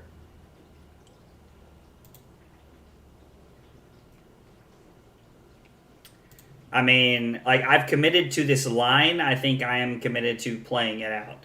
I have played this game 12 kinds of poor here. Let's see. Like, I don't think this has been a spectacle of my good play here. Obviously, I need to test the mirrors some more before ProQuest, which is fine. I have a week and a half. I mean, Ice Eternal's probably just going to kill me here, right?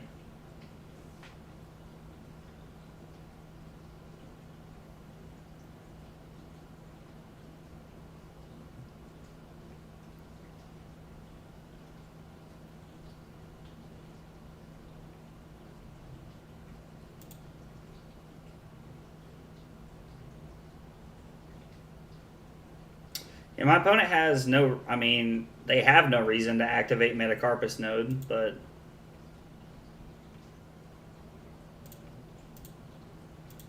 I take 2, get 4 Frostbites, and then they win me and I die? Yep. Yep. Yeah, that was not... That was not good from start to finish. I think your efficiency could have definitely been higher. Yeah, no, I agree with that. Just on a couple of things that were pointed out to me throughout the course of the game there. That was not my shining moment. Also disagree on strategy. I mean, like, I'm not going to say you're wrong. Like, my main strategy when I play Iyslander, like, I see Iyslander as like a tempo deck where I'm just always trying to out-tempo my opponent. It is a lot more clear to me in other matchups what that looks like as opposed to in this matchup. I've never really played this matchup, so I don't have a ton of experience with what winning tempo looks like here. But that's okay. That just comes for playing more games. Let's see. Did I go first or second? I went second. Let's see. I lost.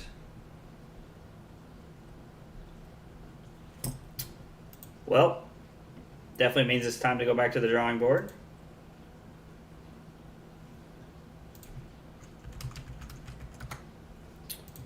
Let's see if my opponent's here.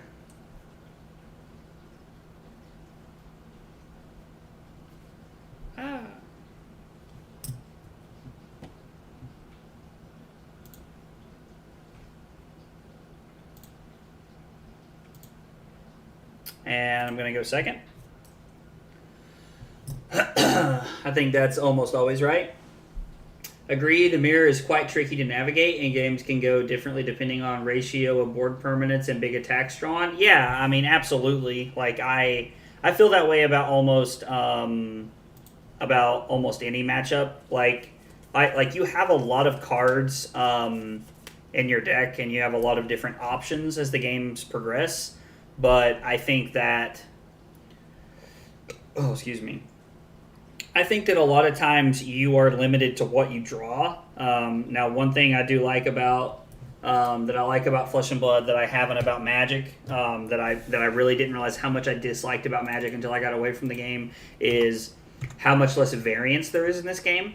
Seeing 4 new cards theoretically every hand, there's just so much value in that. And it just helps. It helps the lack of variance. It just helps so much.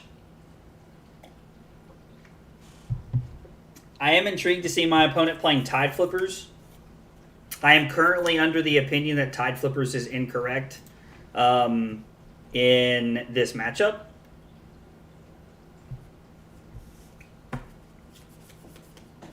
Just like I've played against Iyslander. I played against Iyslander as Fi a few times, and it just I don't know, the Flippers just does nothing. Like Snapdragons is just so much better when you have your pop-off turn. That is standard. I'm not sure what you're asking me exactly.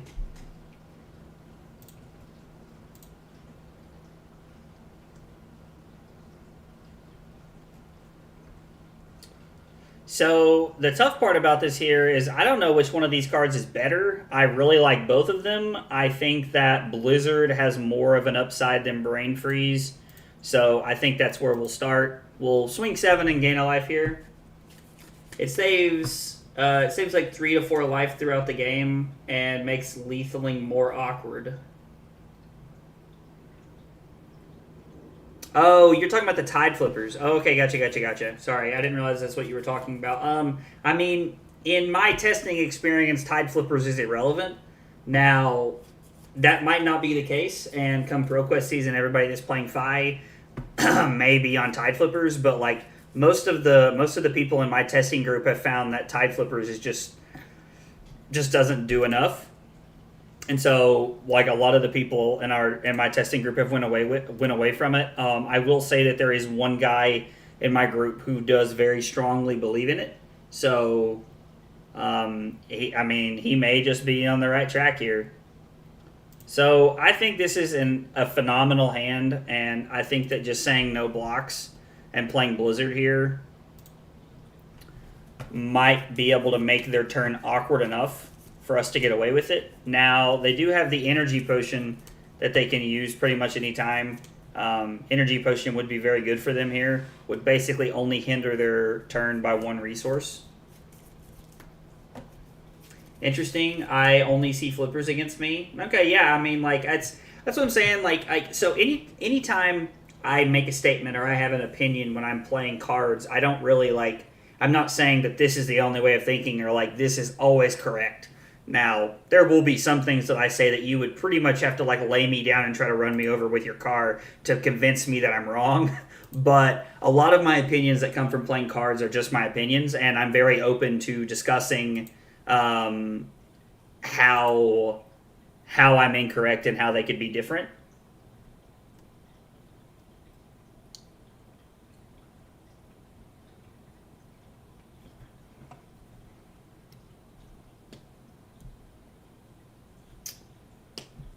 I mean, maybe my opponent has another blue. They broke their mask there.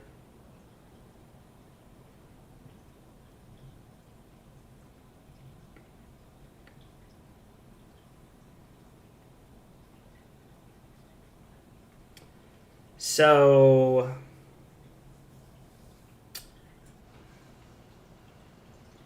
they're going to do 3, 6,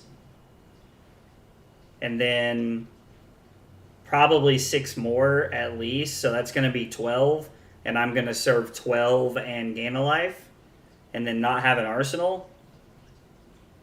That turn of disruption might be enough for them to go off. Or I could block 5 and then do 5 and draw a card. So it's just better for me to take all of this here. It is more points for me to take it all here. Either way, I mean, the line of leaving me with an arsenal is good because having an arsenal is like one of the things that the deck is kind of built around. But gonna spend 1 for 5. He's gonna attack for 1. I'll go to 30.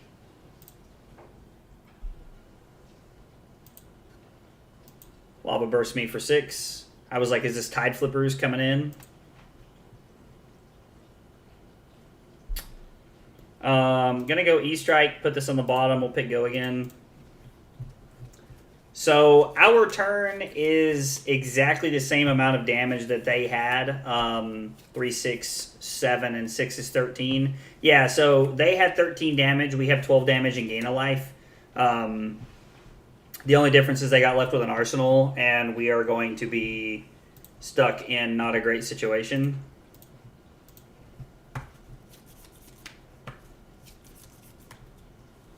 And because we were up a point when that happened, if they decide to take this, we will still be up a point. They have also already broken their Mask of the Pouncing Lynx. Now, they did take it on a good turn when they knew that I didn't want to block. Just based off of the Blizzard, they understood that I didn't want to block there. But, yeah, if you want to block with Salt of Wound, that's cool. I mean, I guess they do know this is going to be a pretty solid blocking hand. So I can block 3, attack for 7, and then Arsenal Ice Vein.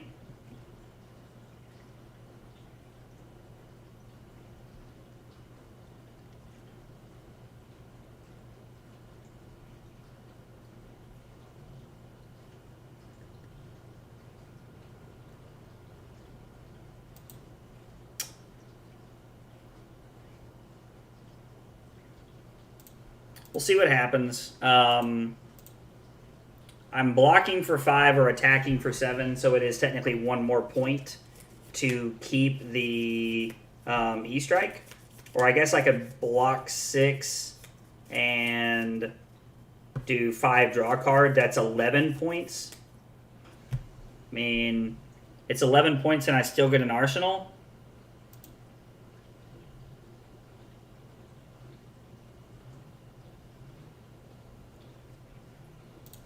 Okay, so that's the best line. Block 6, attack for 5, draw card. And then they're going to come in for 7 here. Now, that hurts a little bit, but...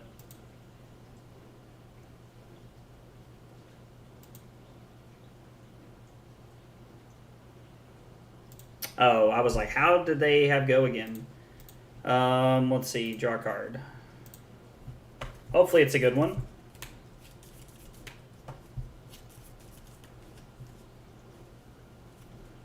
Would like to see a good card here.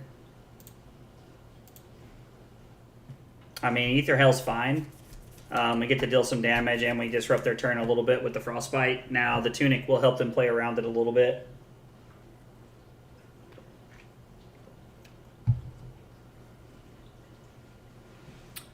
They just block with the Flusterfists, go to 25. They've played this matchup quite a bit. Really want to see an Ether Ice Vein? Man, ask and you shall receive.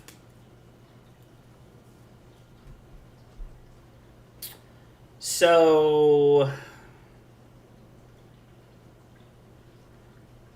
pitching Brain Freeze allows me to deal 5 as opposed to blocking 3, so it is better. I still have my equipment block left too, which is not for nothing.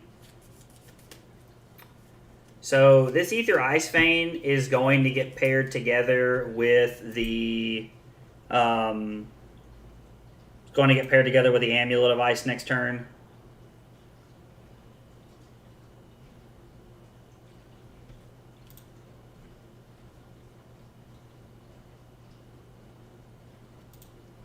He prevents one of that. Okay.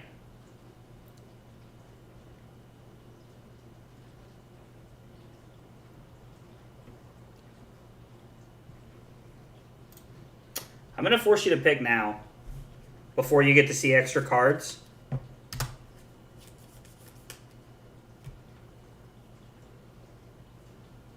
I'm curious to know what you do here, actually, because this is an interesting decision point. Okay, so they chose to block to block the damage here. Hopefully they drew like a very awkward hand. That's all I can hope for, is that they drew 2 random cards. Like, hopefully it's like a blue and they like attack with an Ember Blade or something like that, because that's like, I mean, Blaze Headlong for 5 isn't exactly what I was hoping for, but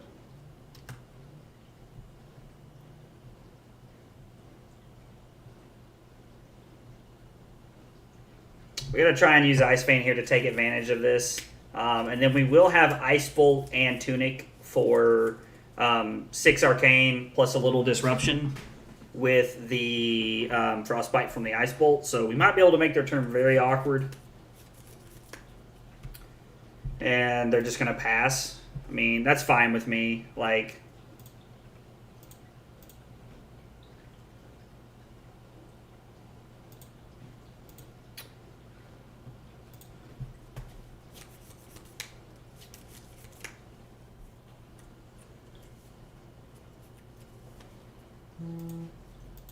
go ahead and activate Amulet of Ice here. We'll just go ahead and get another card out of our opponent's hand. Anything that makes their hand more awkward is fine. Or if they want to use their Energy Potion here, that's also fine.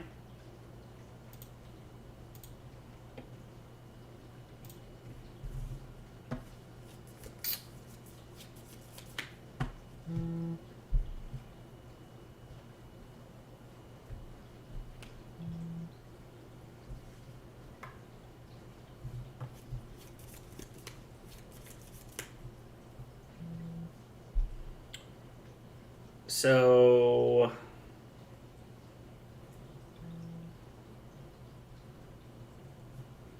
alright, my phone went off like 12 times in like 5 seconds.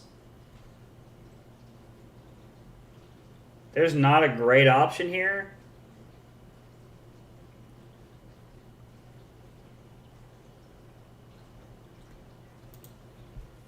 I seriously think this is block with Wounded Bull and play the Blizzard.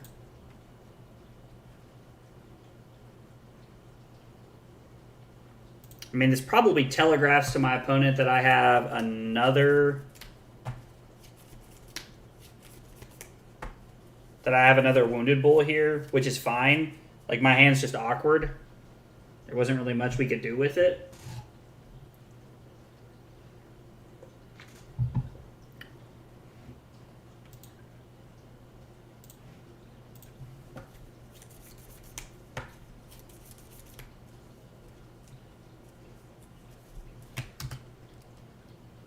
Oh, not on the screen here.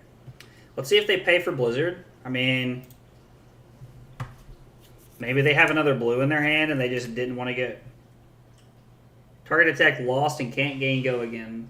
Cool.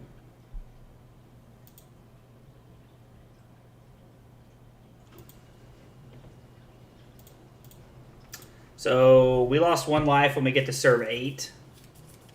I would say that puts us in a pretty good spot here.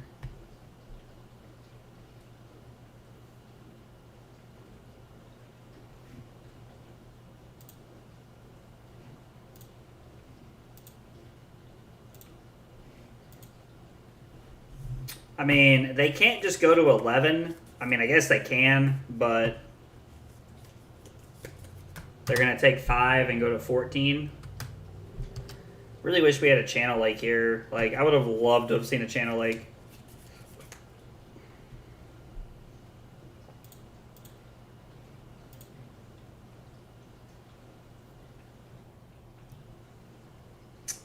It's not possible for us to kill them from 14.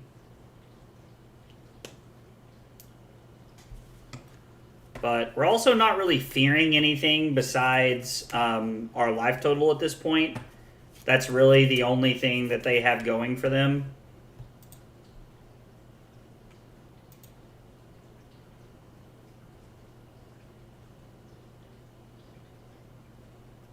Curious to know if they block here, if they AB1. They do decide to AB1, okay. So I'm just gonna block 3 here. Like, this is like the free block. I will take this one.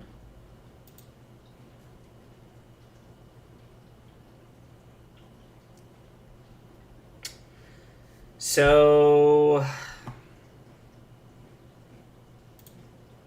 I'm going to do this now before they draw a card because, like, they might draw a different card that they want to pitch, and I want to force my opponent to make this decision now if they're going to AB or not.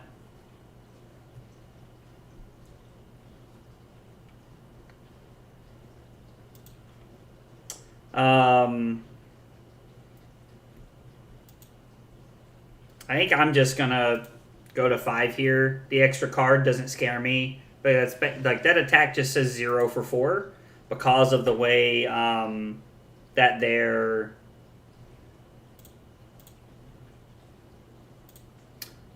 because they already had a card in their hand, and I know that they have no way to give it go again. Wow, that's a bad draw.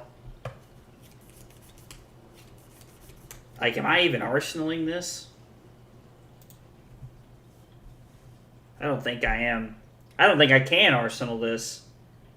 Like, this is like an unplayable card in my arsenal. Maybe I'm arsenaling it just to see more cards to try and kill them.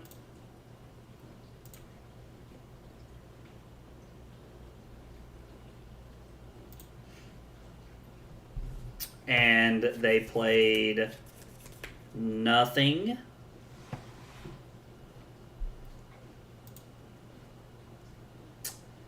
Okay.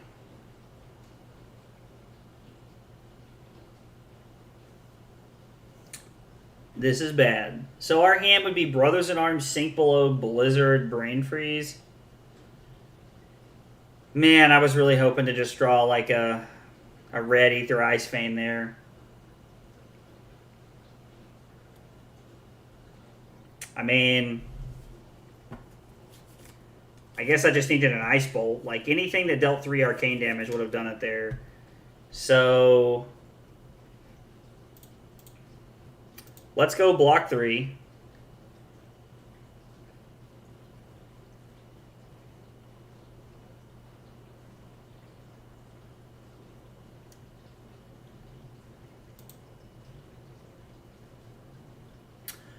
I'm not going to play Blizzard now.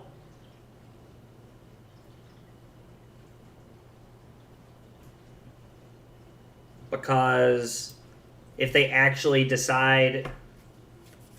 They actually decided to banish something. So play this, please, because it would be a blowout.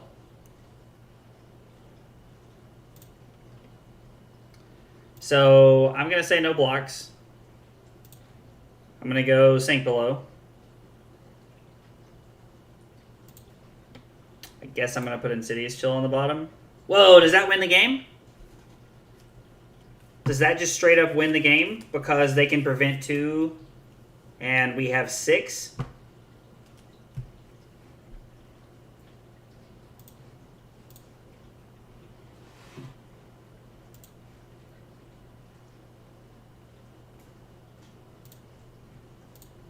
And it gives them a frostbite?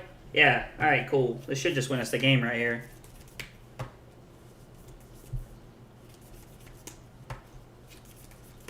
Yeah, because we have 6 arcane damage, and they have 2 AB. Which means they take exactly 4 and die.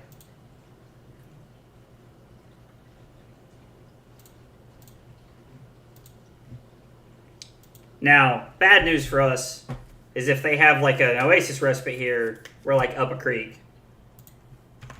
Now, it's not something I would naturally play around, but the one guy in my group that's playing Fi, that's playing Tide Flippers, he is playing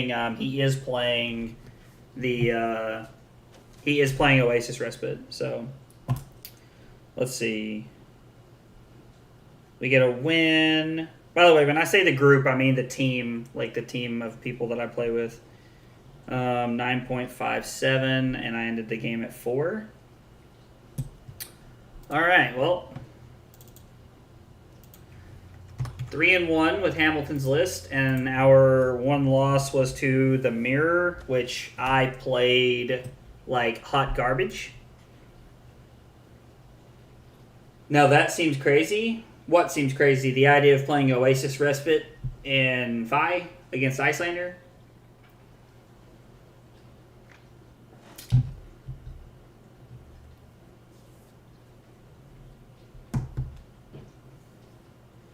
Oh, man. Yeah, so, I mean, like, I'm not going to sit and say it's wrong or anything like that. Silas swears by it. He thinks it's very good, and he thinks it really helps his Iyslander matchup.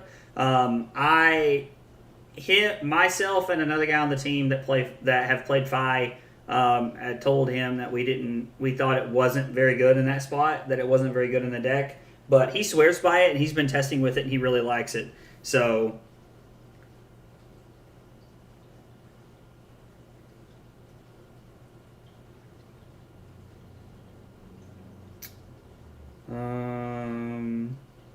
oh hey Dory.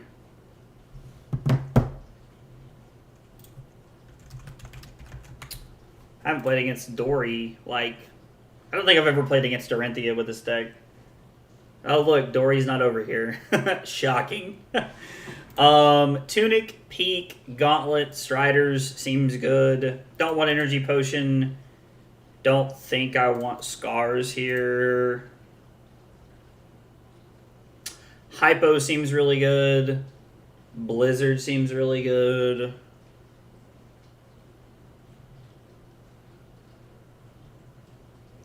Cut a Frost Hex. That doesn't seem great. We'll cut an Amulet because it's a no block.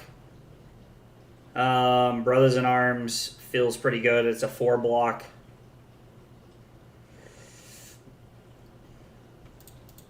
I don't know why, but my go-to is to cut Emeritus Scolding when I don't know what else to try.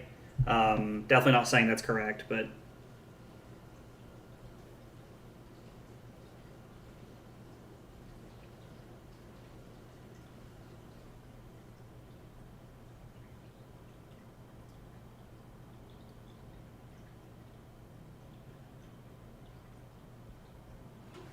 All right.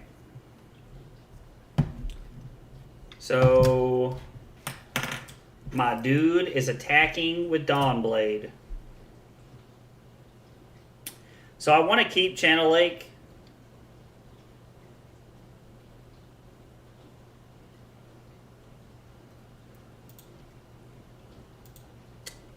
I'll block for 4 here. Like, I get the efficiency of keeping a card in my deck and getting the most out of Brothers in Arms here, and I want to keep my other cards because I think it's just good to have those cards in. I mean, like, well, I want to Arsenal Channel Lake, and I want to have the Ice Vein to play, and Channel Lake basically just guarantees me that I get to. Basically, just guarantees me that I get to Arsenal my Channel Lake. Dorinthia. And I am going... Oh, going second, not first. I would have chose to go second, so it works out. I think a lot of people just instinctively want to go first against Iyslander because you don't want to let me Arsenal a card, which is like kind of like cool for me, but at the like bad for them, and people just don't realize it. Playing Fighting Spirit is also tempting.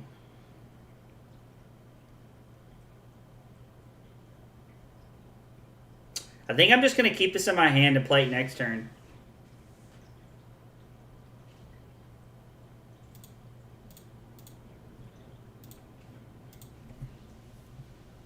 Because if I draw an ice card, I'm able... If I draw 2 blues and one of them's an ice card, I'm able to pitch the non-blue ice card to play Channel Lake Frigid, and then I'm able to use the ice card on my turn to play the Fighting Spirit.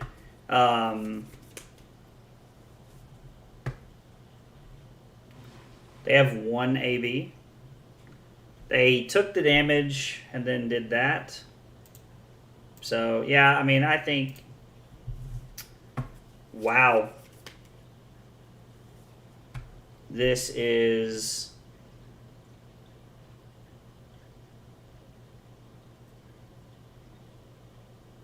Muy malo. So I think I'm just blocking 5 and then attacking for 8. Like, this is not great, but there's no point in me playing my Channel Lake Frigid here if I'm not going to get value off of it.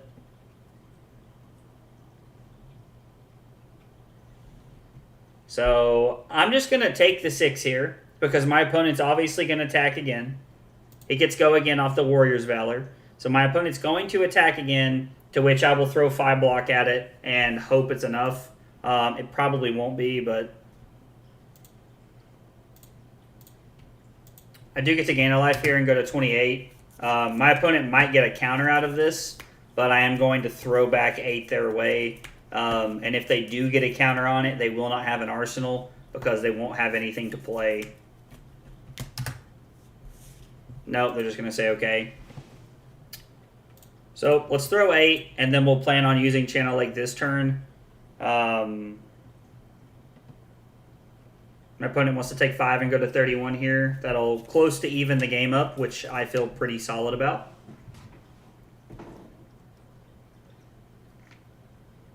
Okay, just going to block it out. That's also not a bad strategy.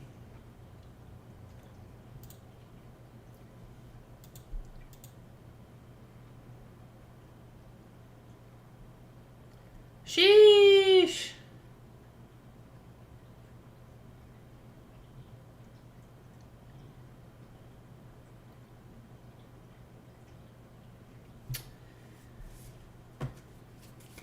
So, hey, Board Nerd. Thanks for the follow. I appreciate it, boss. Hope you're having a good day, man.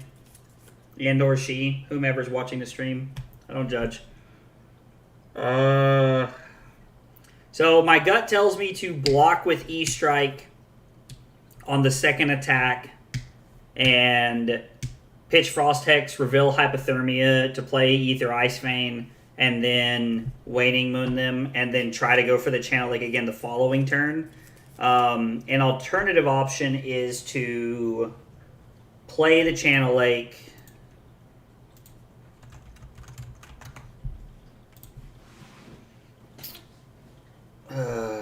Play the Channel Lake pitching the Frost Hex.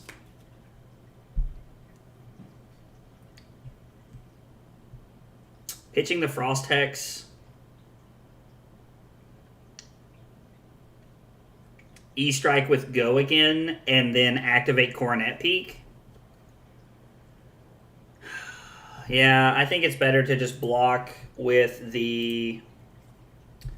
I think it's better just to block with the E-Strike here. I'm not going to block the first one because they're going... Yeah, so like his Glint just didn't draw a card here, which is ultimately awesome for us. He's going to activate Brave Forward Bracers here, and then he's going to attack with Dawnblade.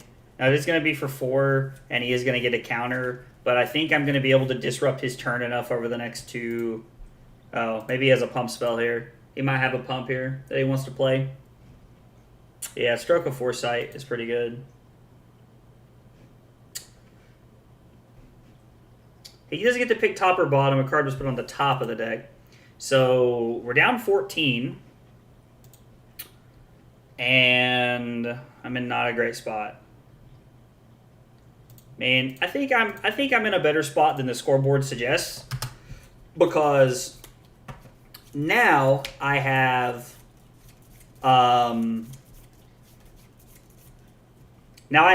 Channel Lake and Tunic up, so that I'm able to play Channel Lake and Waning Moon my opponent. I can always use my resources alternatively for Ironhide Gauntlet here.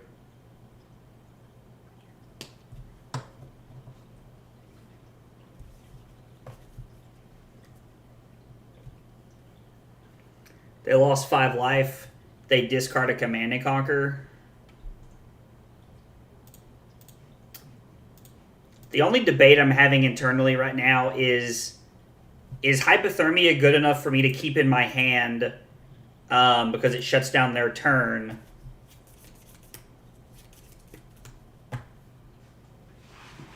I'd like to have seen a defense reaction there, or Brothers in Arms would have been very good.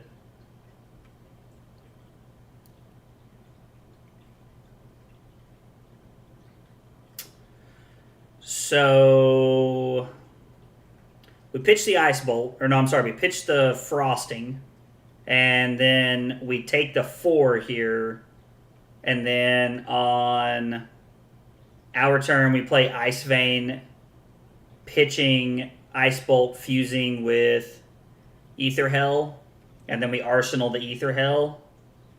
I'm gonna pitch the Ice Bolt now because I want to see it faster than I want to see the Frosting here.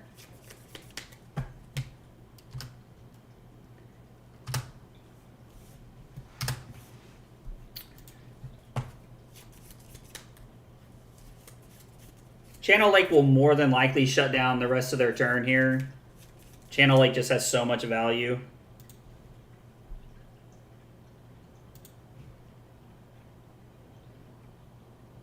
So they are going to give go again. Alright, well, we get to disrupt their hand and keep Channel Lake in play to start the turn. So I think we're in a fine spot going into the next turn. Like, out for blood. Okay, so we're going to take 7 and go to 11 here. So now, again, we're in a spot where we are down a little bit. But I think I'm setting the game up to where we're trying to mount a comeback here and play a little bit from behind. That is one thing that Iyslander is very good at.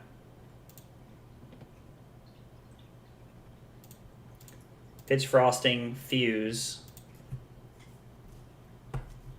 So they can pitch a blue and keep 3 cards here. The Ether Hell will give us the ability on their turn to cause more disruption. Frosting checks Channel.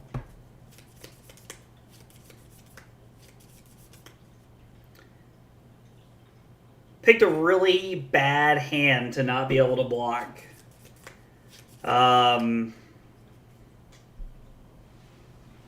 Wow, this is so bad.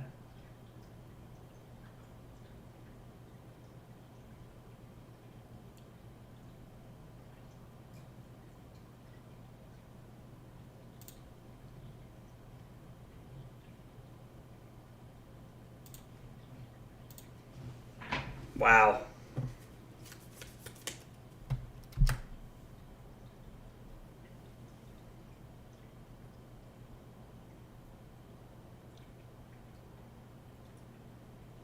Man. I don't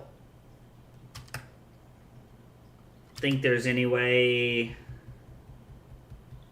around anything we're doing here. So they did prevent one of it.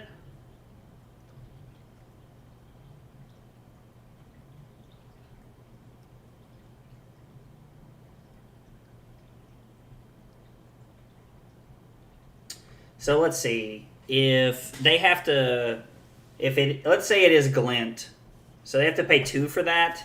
And they'll have one floating, which means they can't attack again.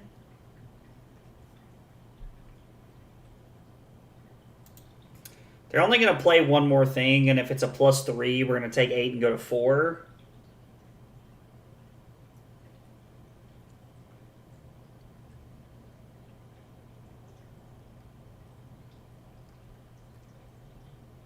I mean, I can block 8 here. I can block Crown. I can block with Gauntlet. I can block Insidious Chill, and I can block Wounded Bull. Would be 8 points of 2 blocks. That is so inefficient.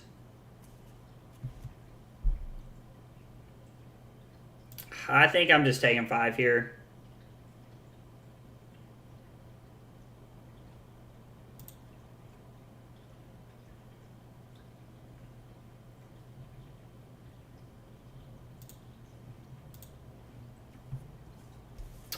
So we'll Waning Moon. I imagine they'll pitch one of their cards to prevent a point here. Yeah, I was like, anything they can do is better for them. And then I'm going to serve 8. I'm going to Arsenal the Amulet of Ice.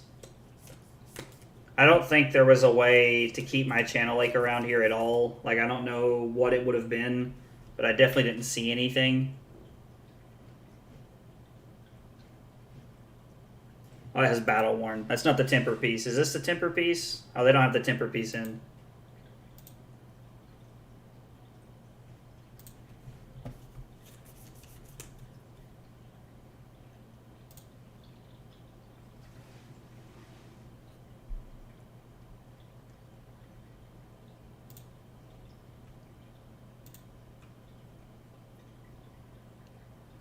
So I can block 8, 10, and then Arsenal Blizzard.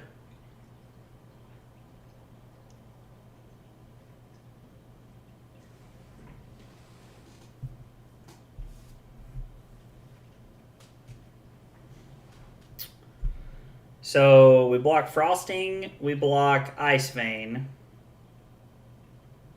I mean, Ice Vein's good, but I'm at 7. I don't have the life to play with now. And then I get to block Coronet Peak for 8.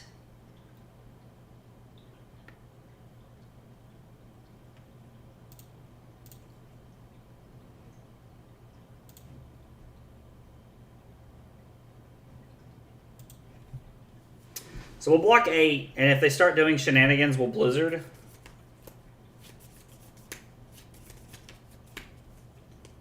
We'll keep the Polar Blast here. The other option was to pitch Blizzard to Iron Rock or Ironhide Gauntlet here, and then Waning Moon, giving us 2 more block and 3 damage.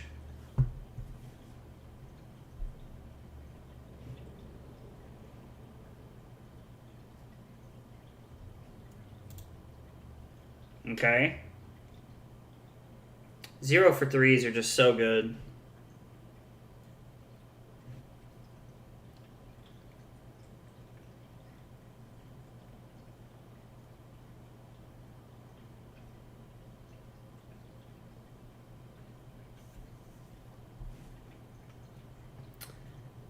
Yep. Okay. So, I mean, that bumps it up to 11. There's never a world where I'm playing around 2-0 for 3s there. It's just not very reasonable.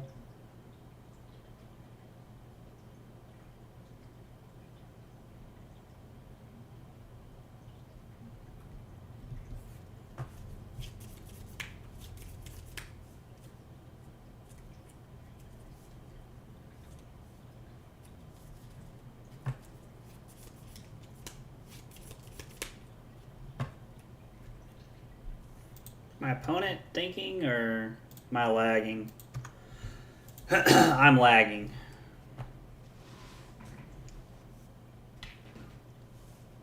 I mean, this doesn't have go again.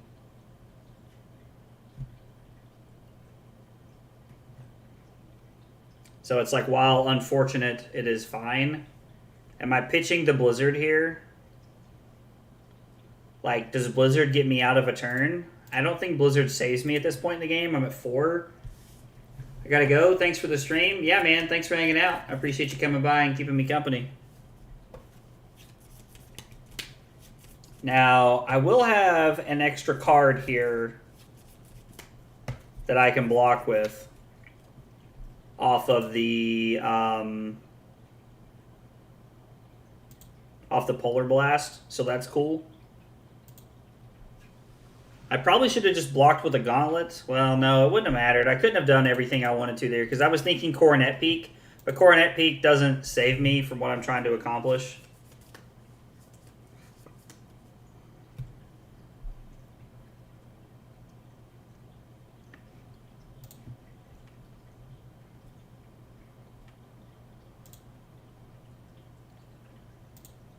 Okay, let's draw a card and give you a Frostbite.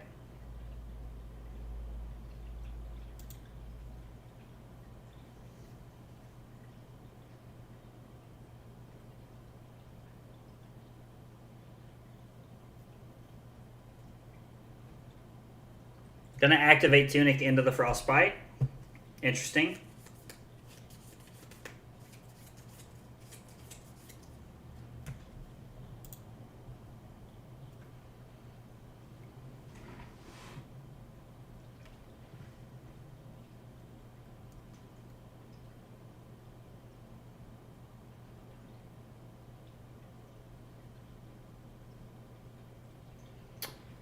Three, 6, 10, 12. That's 12 block.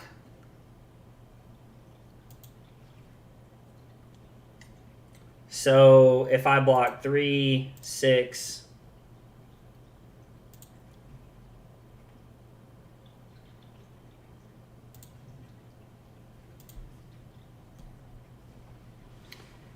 and then I can pitch the Blizzard to pay, and then have Aether Hell in my arsenal next turn.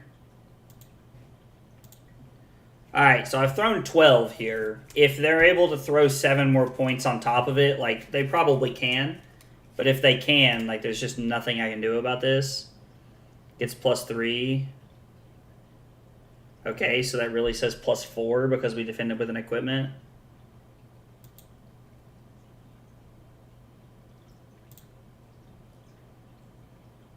Okay, so Dawnblade is much more reasonable now to deal with. We're going to Arsenal this and pass.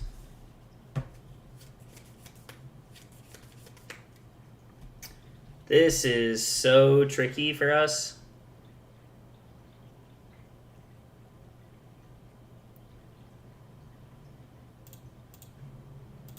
Let's block 6 and see what happens.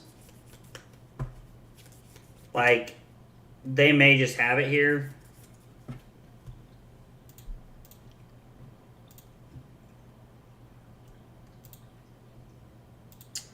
We'll give you a Frostbite in response to you using your Tunic.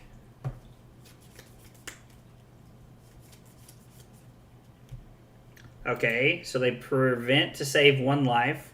Then they get a Tunic counter. Now they have a Frostbite to also deal with. They pass, nothing happens.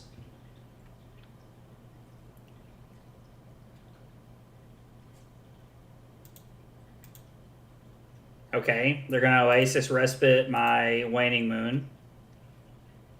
Like, that's fine. Okay, so Sink Belows are cool here.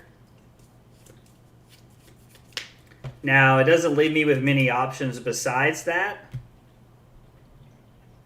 I think I'd rather have the Cold Snap as opposed to the Polar Blast here.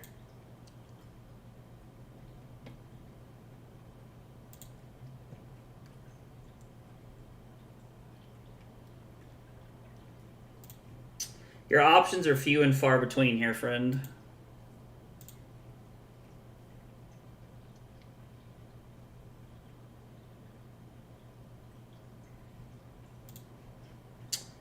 And if it...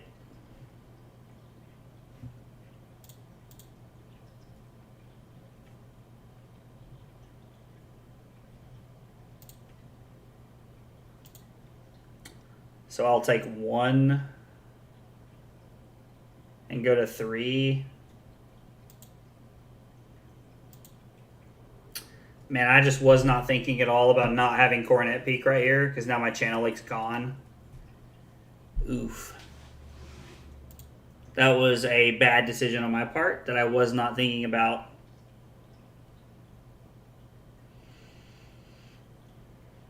Well, I'm just going to Arsenal here because I made a bad decision and now I got to live with it.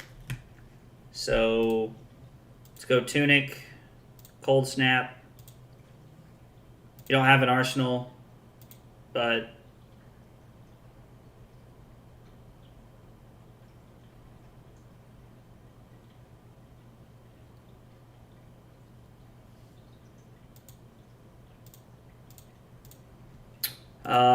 we'll block for 8 here and gain a life to go to 4. Now they are eating our deck alive, but being able to go back to 4 and then serve 8 here is going to be pretty valuable for us. I mean, this turns our 5 cards into 9, 17 points. Now, they have a route here. It's bad. Which they can search for if they want. Like, Sinking Stillblade is very good.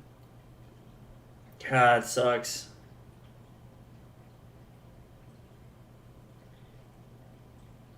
Am I just dead?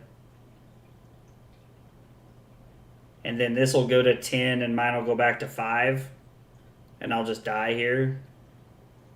Because they'll put a blue card back in my hand. Then I'll take 5 and die. Yeah, I can't play around that. Nothing I could do there. I don't know. Felt like we had some awkward hands that had multiple reds in it that did not line up for the Channel Lake there. I tried to play as patiently as I could, but just didn't pan out the way I wanted it to. All right, so we lost that one. My opponent finished at 13. 9.3. Okay, so both of my losses today have come from higher, like my opponents have ended with a higher life total, and so that is that says to me that I'm not playing optimally in those matchups. That when my opponents are finishing the game with a higher life total, it is something to do with my play. And I think because when I played the Iyslander Mirror, my opponent ended at 21. When my Dorinthia, when the game was over against Dory, they were at 13. Like, and I really think that just speaks to me not playing optimally and not using my hands efficiently. I tried to use my hands efficiently every turn I could, but I think I was forced with some awkward hands there, and it kind of made things weird. So, anyway. 3-2 is a little bit worse than our 4-0 yesterday, but I still feel pretty good about the overall, the deck and the day and everything like that. Dorinthia is not something I expect to see a lot of. Beta Bravo and Beta Phi, those are 2 things I think will be at ProQuest. Did lose the Iyslander Mirror. I learned today that I need some reps in the Iyslander Mirror, but that's good. It's better to learn that now than next Saturday when I'm sitting across from one. So anyway, guys, if you came by and hung out today, I appreciate you guys keeping me company. Board Nerd, appreciate the follow, and everybody from YouTube I'd never seen before who came by. Appreciate you guys keeping me company. I'll be back tomorrow. I'm going to the gym in the morning, and then I will be on a little bit after that. So thanks for hanging out, and I'll see you guys tomorrow. Take it easy, guys.